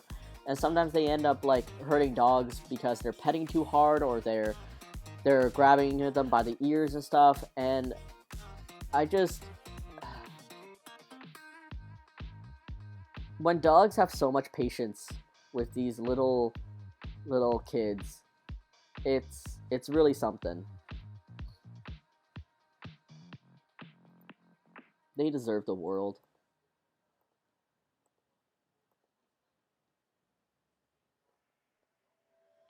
Exactly. Kids don't see a dog's warning signals, and then when the dog snaps, the parents or just people in general blame the dog for being aggressive. Yeah, absolutely. Like, I don't know, the amount of ignorance people have towards dogs and also thinking that their child is completely without fault is something else.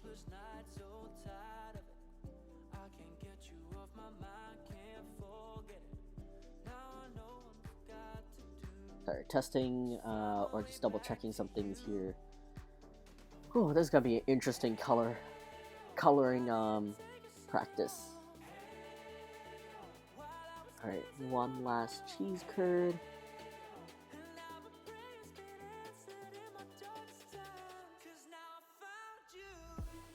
I don't know, I have a massive bleeding heart for animals.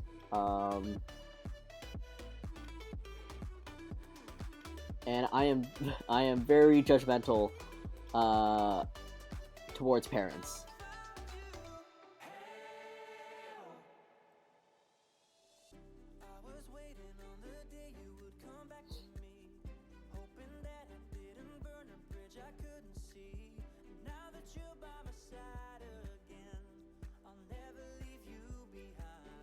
Sorry, just fixing this liner real quick here.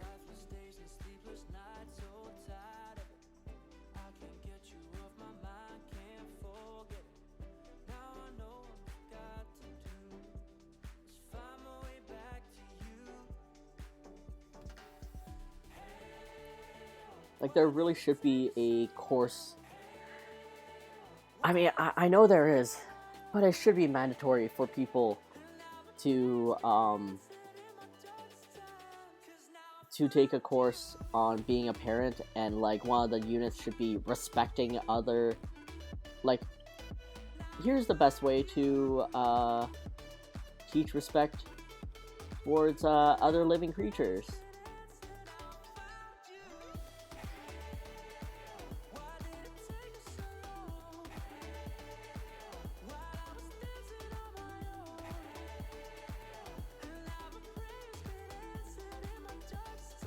I'm studying animal care, so I've seen a lot of things, especially from kids, but also parents. Kids are curious about animals like rats, for example, but the parents, mothers, will get squeamish and be like, ew, yeah, exactly. And rats are so cute.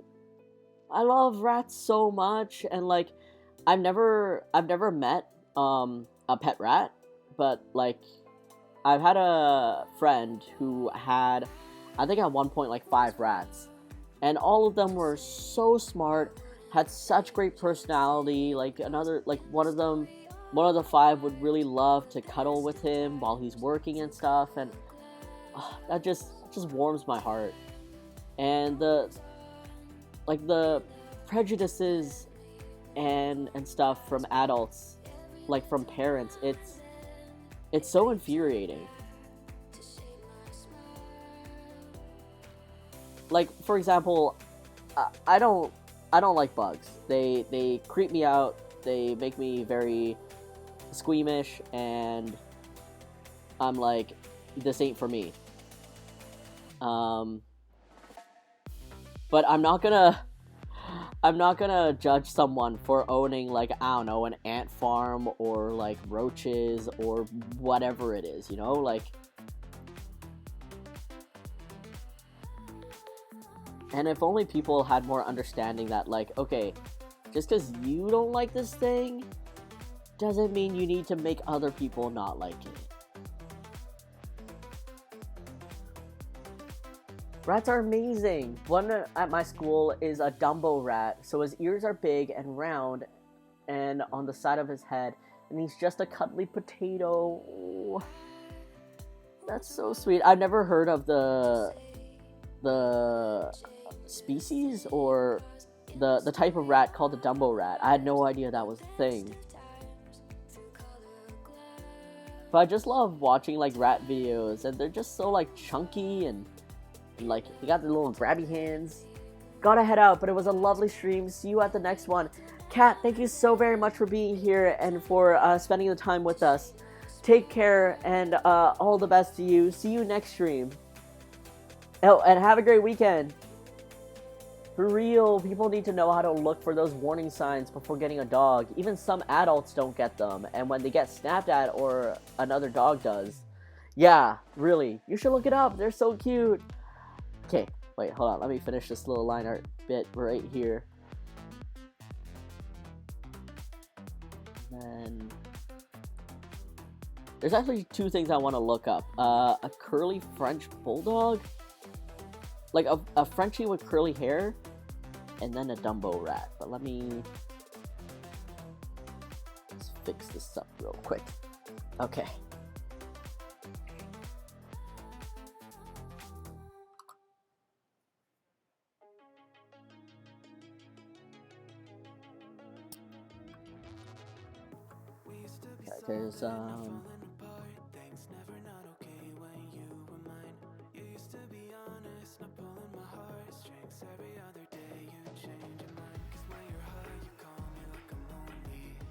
There's this one part I want to fix real quick.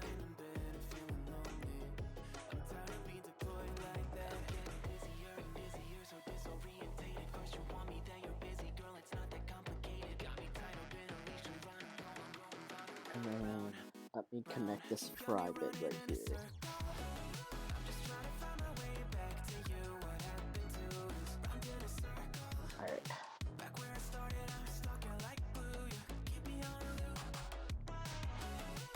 let me hide the details. Alright, this is going to be an interesting color and line art thing. I'm going to need to figure out to see if it really looks good.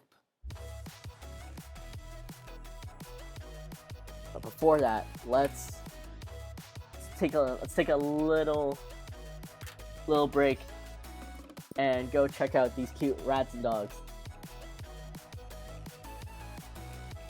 It's so easy to see them once you know what they're looking for. Even just like, yeah, like in some ways, you know, if you're inexperienced and you haven't been around that like animal for a long period of time to see their range of emotions, like it's hard to pick up. But even sometimes, like, you know, like there's a feeling, there's like just a really subtle eye movements and stuff.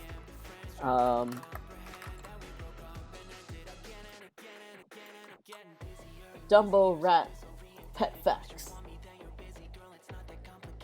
Oh, a fancy rat versus a Dumbo rat. Oh, they're so cute. They're like big old circles. Let me triple check that you guys can see what I'm seeing. Let me move this over so you guys can see the expanded. So, oh my god, look at that face. Just look at that face. I love him so much. That's so cute. Like, I can see the difference in the ears. Like, definitely how it's bigger and on the side, like, rounder.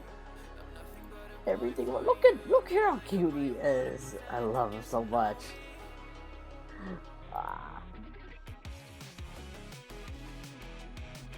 Yeah, they just don't realize or want to realize animals have feelings too, and since they can't speak, they have to show displeasure in different ways, and they do it nicely at first, but then it gets ignored, they get annoyed and snap, just like humans. Exactly! You would also snap if you'd ask someone the same thing 5 times and they don't do it. For real, if I get tugged on too, like many dogs do, I totally snap. Yeah, absolutely. Especially if like they're not tugging on you in a spot that you can't feel, like clothes, right? Like they're tugging literally at like your skin or your ears or your arm or like it sucks.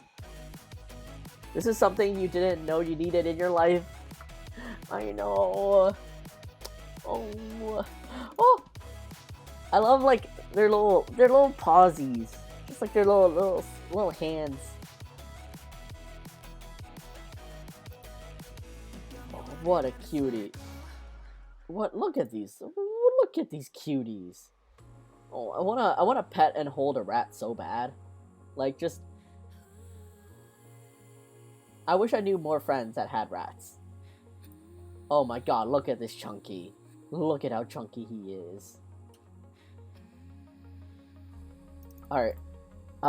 Moo Bear Cat told us in chat earlier that there's a French bulldog with curly hair.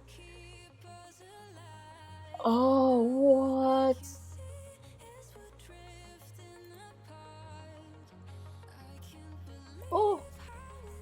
Oh, that's so strange. Oh. Like, I don't know what it is, but like I actually personally prefer. Okay, that's really cute. He's like really fluffy. I personally prefer like I guess traditional Frenchies that have like very short hair. This is still cute, but I think my preference is still the little like smooth potatoes. Little hands to hold little snacks, right? Also, it's strange how after, say, a kid gets snapped, for some reason the owners feel the need to put the dog close to the kid or make them pet the dog, which makes it more stressful for the kid and the dog. Yeah, like parents are like, oh, don't fight, make friends. Like, no, that's not what, like, or maybe that just happened to me. Was a bit of a dumb kid and ticked off a dog. No, that absolutely happens. Like you know, the dog snaps, the kid gets upset and it cries, and then the parents are trying to like make this into a fairy tale where they're like, no, no, no, no, like, no, the dog isn't angry at you, the dog likes you, okay, let's all be friends here. And then like the adult would like hold the kid's hand and be like, here, gentle pet, look, now you're friends again. And it's like, that's not how it works. First of all, the dog doesn't understand what's going on. It doesn't know that like this is what you're trying to rationale with. The dog just wants space. Oh my god, I remember this. I literally witnessed this happen, and I was so annoyed. Okay, I get annoyed. I get annoyed with parents very easily, but I was sitting in a patio area, like a very casual patio area, eating a burger, and this family. It looked like two families put together. We're also like in the area, and one of the families had a dog, and the dog was like, I don't know, medium size, and there's this little girl who like is maybe, I don't know, 5 or 6 years old, like definitely like younger than 10, who just kept like, the dog was just trying to sit, like just sit there and just vibe. Like everyone was eating burgers and it just sat there, and the girl kept coming up behind the dog and like scaring it. So like she tried to sneak up or run behind the dog and like, and kind of do like a little push, like a push shove kind of thing to kind of scare it, or like run up behind it and like, you know, scream or yell behind the dog to scare it. And the dog actually did like snap. It didn't like, the snap didn't make contact with the girl, but very much like it growled. It literally growled every time the girl started going up to it after the first couple of times, and it did like make a snapping motion. And of course, all the adults start like, you know, chastising the dog, scolding it and everything. And the owner's just like, you're better than that, to the dog. And then like the adults are also trying to be like, telling the kid very softly, like, oh, let's just take a break, like he doesn't feel like playing, kind of thing. Like, no, tell the kid not to do that. It's not about he's in the mood to play or not. This is just a shitty thing to do. And it took, like, first of all, I was with my girlfriend, and second of all, I was not in my home city. I was in LA. This was in LA. But like, there are so many times when I want to tell off people, or I want to tell people that they're being incompetent parents, that they're doing a disservice to their child. And like, one of these days, she's gonna get bit, and like, someone's gonna lose their dog because you raised an incompetent child because you're an incompetent person. Like, I get so angry about all these things that could be prevented, and I don't know, these parents are so up in their own ass that like they don't see it. It happened to me, and the owner grabbed my hand and made me pet the dog again. The dog ended up getting upset again, of course. I mean, common sense, people, come on. Oh my god, yeah. Like, in some ways, it's almost like the owner themselves are delusional. That like, oh, my dog's good. My dog, like, is very patient and kind. But like, yo, come on, man. You should be defending your dog. You should be giving your dog space.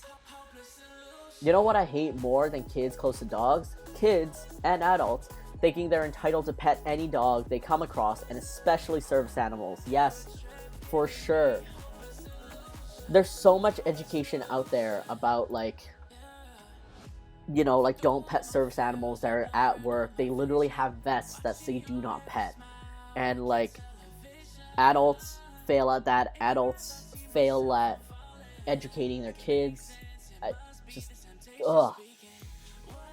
It's frustrating. It's frustrating. Sometimes people have no brains, and yes, and then these people somehow have kids because they think they're competent enough to have them. Ugh. Want to know what upsets me that my aunt does? She thinks giving the dog a smack is gonna help it behave or train it. It's horrible. I don't go to visit her anymore often. She won't listen when we say it won't help. Give them space and train them kindly. Yeah, for sure. Like, I don't know, it teaches a dog fear, which if your whole idea is like the ends justify the means, then like it's probably working for you, but it's not. It ain't good. It is not good at all. It's all about positive reinforcement, just like with kids. Smacking them doesn't make your relationship better. Your kid won't love you if you smack it. Dogs will still like their owners though, and this is why dogs are too good and we don't deserve them. Dogs just, like, they're so precious because they're so naive in like the kindest way possible, in just such a giving manner, and it's just like they just deserve the best. And because they're so naive, like they're so ready to forgive and love. I mean, up until a point when they get old and grumpy, and then they don't have as much patience for you anymore. But yeah, all dogs are precious, and when I see... This is why I shouldn't be out in public, because when I see these types of interactions, like that family and stuff, it's just so infuriating. Like when the owner was like, oh, come on, like, I don't know what the dog's name was, like, oh, come on, you're better than that, or like you've never acted like that before. Yeah, I mean, I don't know the history, but maybe it's never had a child keep running up behind it and screaming in its ear or shoving it. Like, stupid.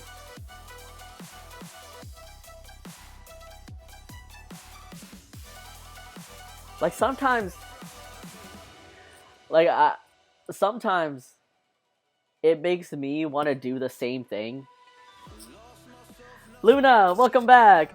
We're angrily ranting about incompetent dog owners and incompetent children owners. I'm just gonna call them children owners now, because they're barely parents. But there's always a part of me that like makes me want to do the exact same thing to either the child or the parent, and to kind of see how they like it. And if they get upset and annoyed with me, then it's like, oh look, you don't like it either. If you, a apparently intelligent and much more rational human being, does not like this behavior being put upon you, how do you think a animal that you look down on is gonna feel and react and think?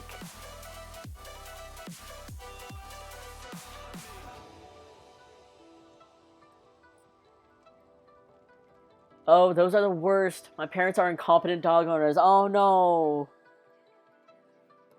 Was just lurking huge, but for fuck's sakes, I was listening to Dog Owner versus Childcare, and it's frustrating. Sorry, Wild. Sorry to infuriate you. But yes, join the anger train. Yeah, it's rough. I should not be allowed in public because I will... One of these days, everyone. One of these days, you guys will get you guys can proudly clip a newspaper clipping of like random Asian man annoys the shit out of parents of a child that smacked a dog or something. Because that's gonna be me.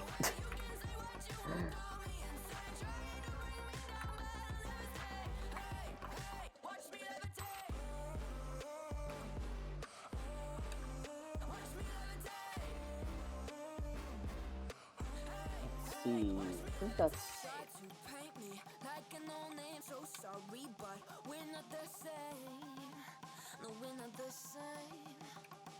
Over here? Yeah, right here. Okay.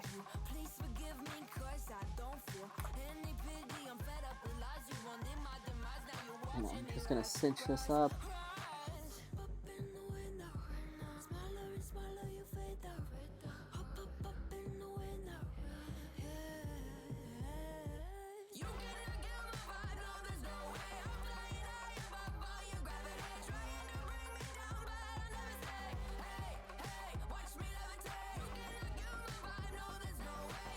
There we go. Oh. Let's see. Also, people who think it's cute when small dogs bark and go crazy, while when a big dog barks, they immediately go, it needs to be put down. Make it wear a muzzle. Yeah, like... Same aunt's dog has gone on to go after an elderly woman down the street. I mean, not to excuse the attacking, but when it's not taught correctly to not fight, if they do punish it instead of excusing it, she does what I said earlier. Right.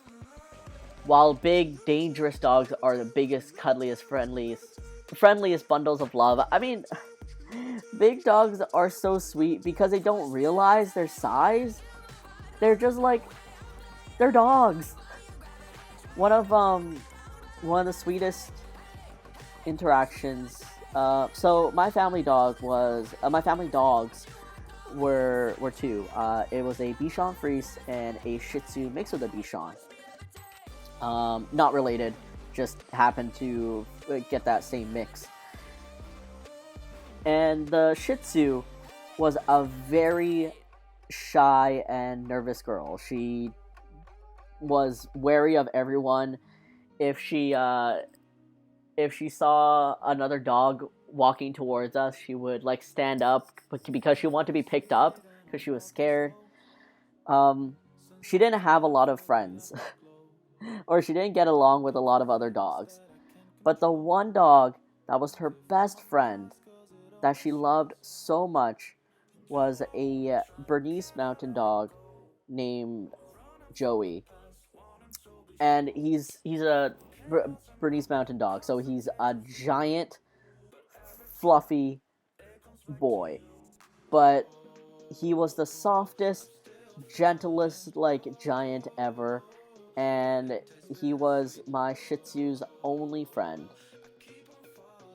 And it was like he had no awareness of how big he was. Or like that he was just this big old goof. He just played with my Shih Tzu, ran around and everything. Did not pay any mind to his size, and it was perfectly fine. And sometimes he would come over for scratches, and then he'd just like sit on my foot, and he was so heavy too. He would like sit on my foot, but it was just so cute because it legitimately seemed like dogs, no matter how big or small, just they're puppies, and they always think they are.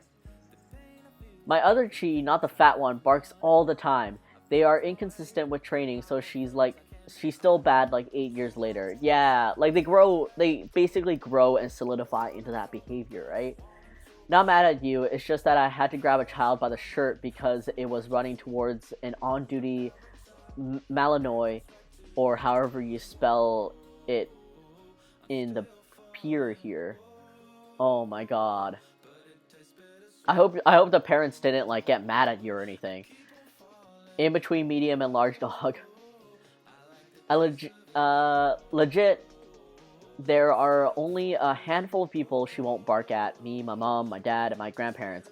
I have had the same boyfriend for 7 years. She still barks at him every time she can. Oh, she hates.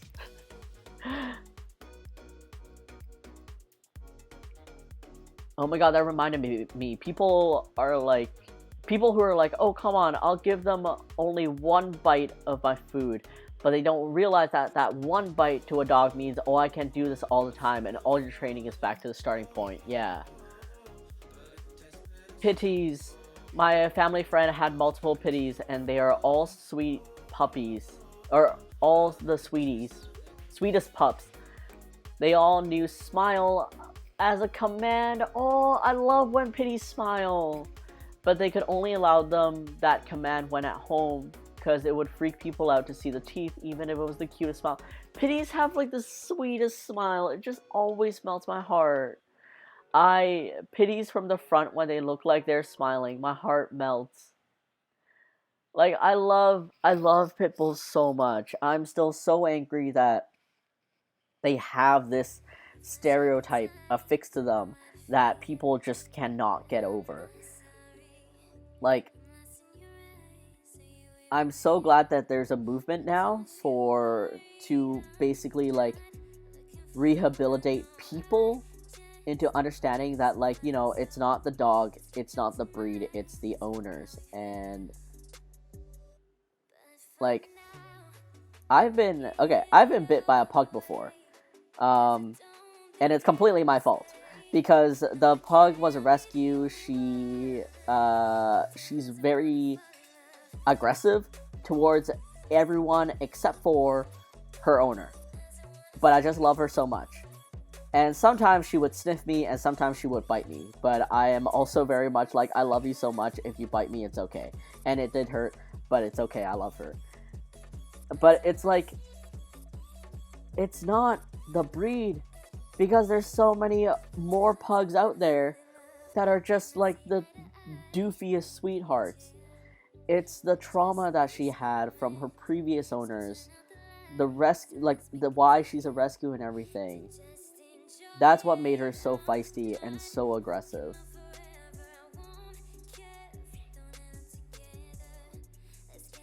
Dogs are so loving, though. A good thing instead of a bad thing is our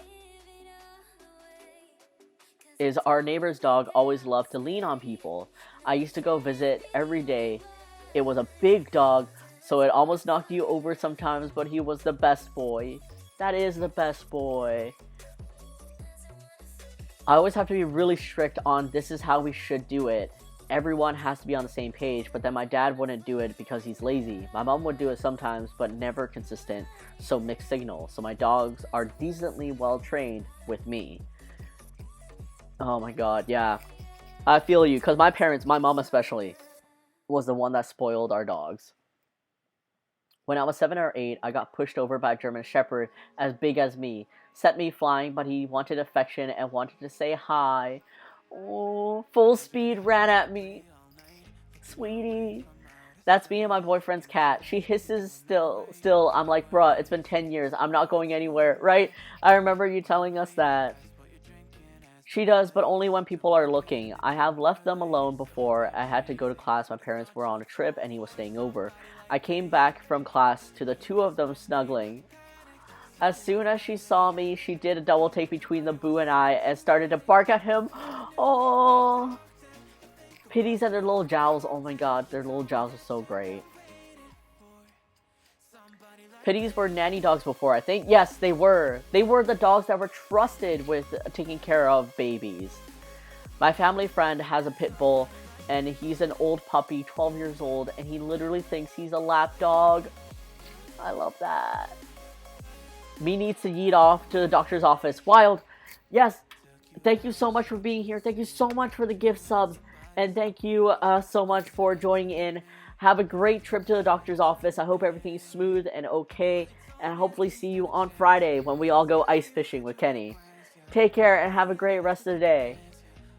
I've never been bit by a big dog. I was bit by lots of small dogs. It was almost always my fault. I didn't understand personal bubbles for dogs when I was a small child, even after multiple warnings and previous bites. Also fair. At least you know that it was your fault, and yeah. Small dogs do tend to have more defense mechanisms, but sometimes it's hard to tell too. Sounds like my grand's old pup. He would stand on his hind legs and be able to put his front paws on my dad's shoulders, and the dog would be a good head taller than my dad. He was a very sweet and loving boy. I love that so much. Oh, dogs. so good. Just so pure of this world. I really want to see a pit bull in real life, and I want to pet it, and then I want to see it smile.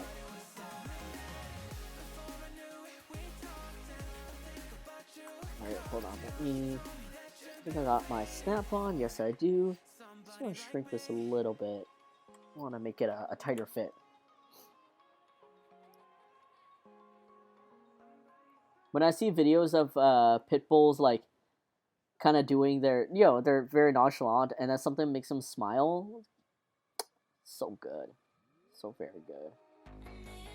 I just need more dog pets in my life, which is why my upcoming pug prom is gonna be amazing. Like, hopefully I'll make enough to cover the trip, but I'm also just so excited to be surrounded by pugs, and hopefully they'll all love me.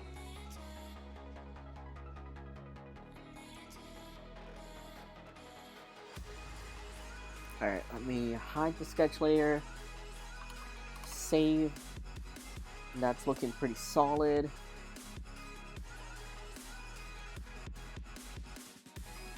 Clean up this area right here because this little feety is gonna go over the bowl, and this area right here.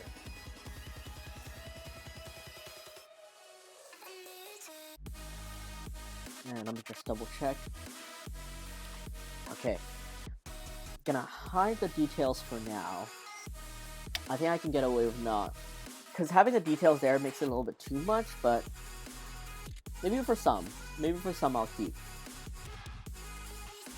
Alright, just gonna mask this, clean this up here. I will clean this one here. I was trying to like pick and choose where I want to keep the details.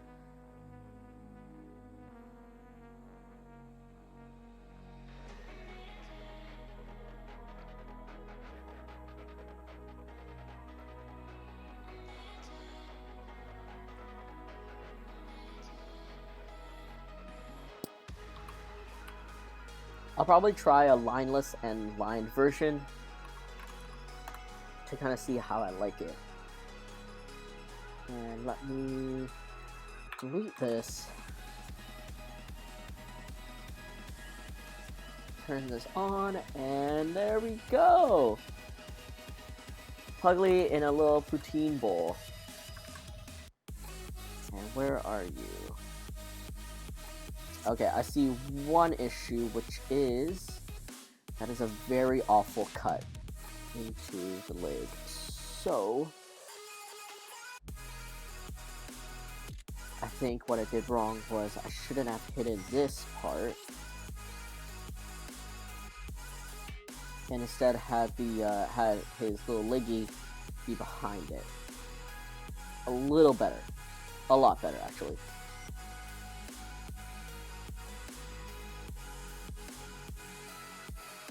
And where do I have an extra? Is that an extra line?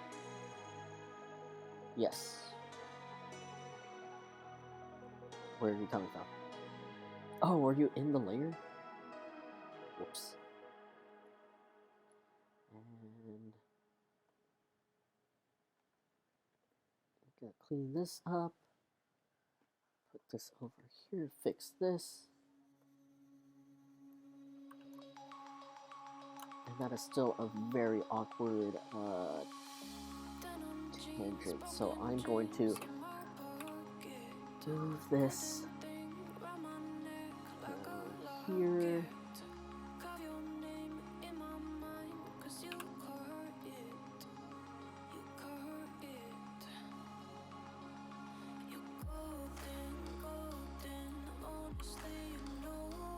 Oh. Sorry there, Luna. My auto mod is, for some reason, very strict.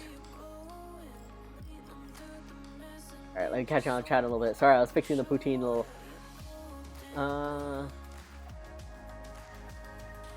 I want to see a smile too. Love when people teach their dogs to smile. It melts my heart.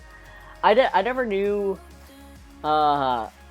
how to teach my dogs to smile, but like whenever they did, it was so pure.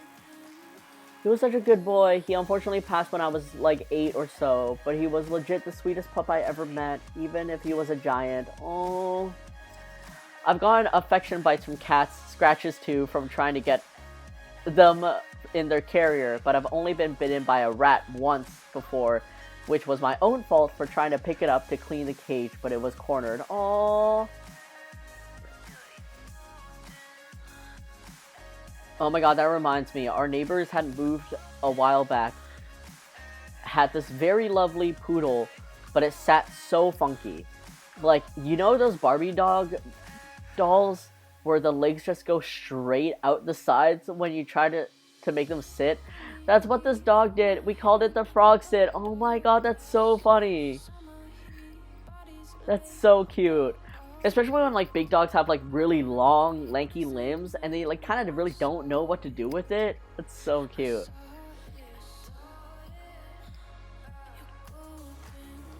My barking cheek gives me affection bites too. When I stop petting her, it's either she will put her paws together like she's praying and swipe to grab my hand, or she will bite me and look at me like I wasn't done. Aww. It was a mutual love to see each other. His name was Lucky, and I wanted to ride him like a horse. I was never allowed for good reason. Fair, fair. Maybe not Barbie dogs, but just like toy dogs in general. Yeah, I totally get that. It's 2:22 a.m. for me, so I guess I should go to sleep soon. Oops. Sunshine, no worries. Actually, we are hitting the 2 hour and 30-minute mark, so I'm actually about to wrap up. I'm going to finish this line art right here, though. Really fix it up so we're ready for next time. I think, okay, the tangent isn't too bad anymore. Like, this straight line down, it kind of hits just where that angle is, and I might need to fix that, but I'll figure that out a little next time, maybe. I'm still, like, truth be told, I'm still not too certain with this design. I feel like there's something a little mismatched or misbalanced in this artwork here. But at this moment, all I can really do is plow through it and figure it out as I go.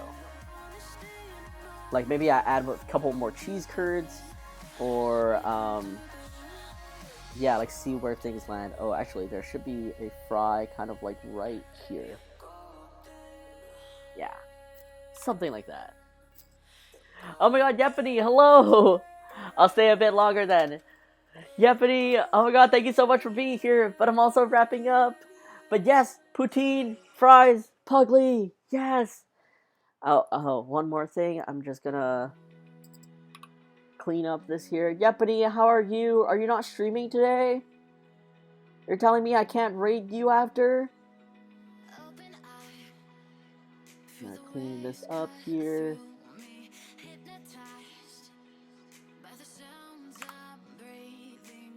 And there's probably one area that I know of that I need to fix, or not. There we go.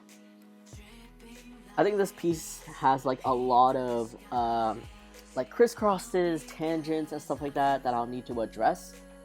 But right now, I really can't see it until I color it. So I will address that later.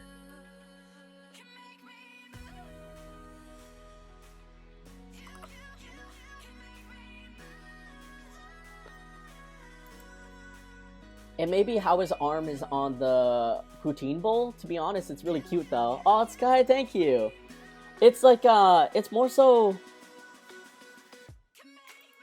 Like, I think it's alright. I feel like this, yeah, makes him a little lopsided, but... I take a lot of liberties when it comes to Puglie, especially when, like, how he fits onto something. Like, I think if you were to do this in 3D, there'd be a lot of issues, but I lean into the fact that he's 2D, and I get away with a lot of cheats and stuff. It's alright, just happy to say hi even for a bit. Aw, Yepany! So sweet. Yeah, not today. I changed to Monday and Tuesdays in general. Oh!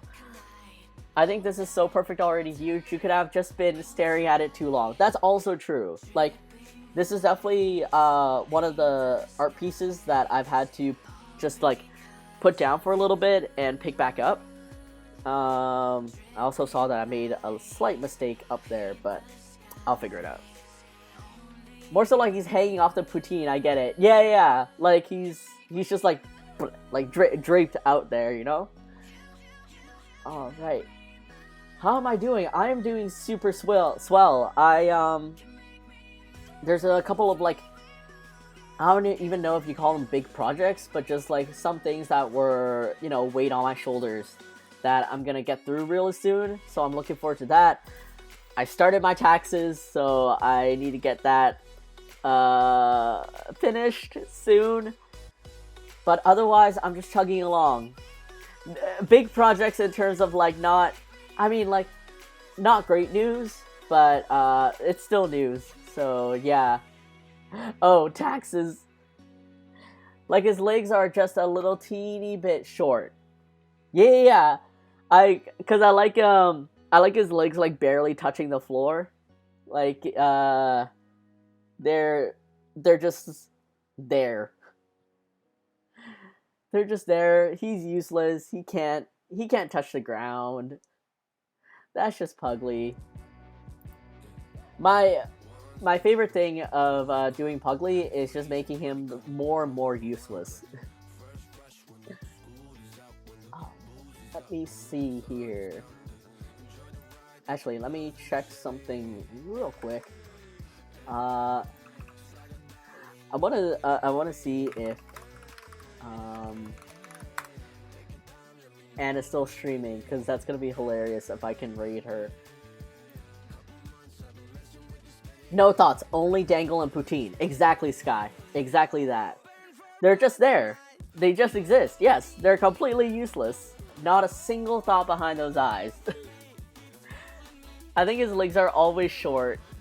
His legs are just stumpy. They're just like, it's part of the charm. Exactly.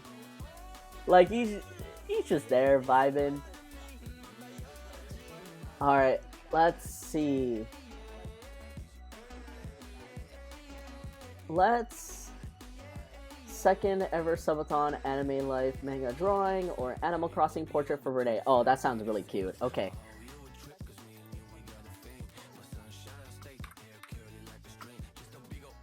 Alright, y'all. Let me do a raid and then should be right. There we go. Alright, I just want to pass on the love with another raid, and we're gonna raid Reagan. We raided her last time, but this time she's working on Animal Crossing portraits, which sounds really, really cute, and she's also an amazing illustrator, artist. Her power over color is just so fascinating to me. She can make illustrations with so much oomph just through color and shape alone that I super appreciated that. But with all that said, all of you here, thank you so much for being here. Thank you for joining in on Kenny's raid and being a part of my community, and for witnessing me draw Puglie as a Poutine. Thank you for being on a rant with me about parents, dog owners and child owners. And just thank you for making my stream such a great time. That sounds cute. Also, thank you for an awesome stream. I shall go to sleep now. Bye. Sunshine, thank you so much for being here. Thank you so much for staying late, and have a great, great night. Restful sleep. Hopefully, I'll catch you on Friday on Kenny's stream. And for all of you that have been here, again, thank you so much. I stream every Wednesday at 3 p.m. Pacific time. Sorry, let me go over something real quick in my head. Yep. Next week, I will have a stream, but the following week I may not. But I'll hopefully see you guys. Take care, and I'll see you next week.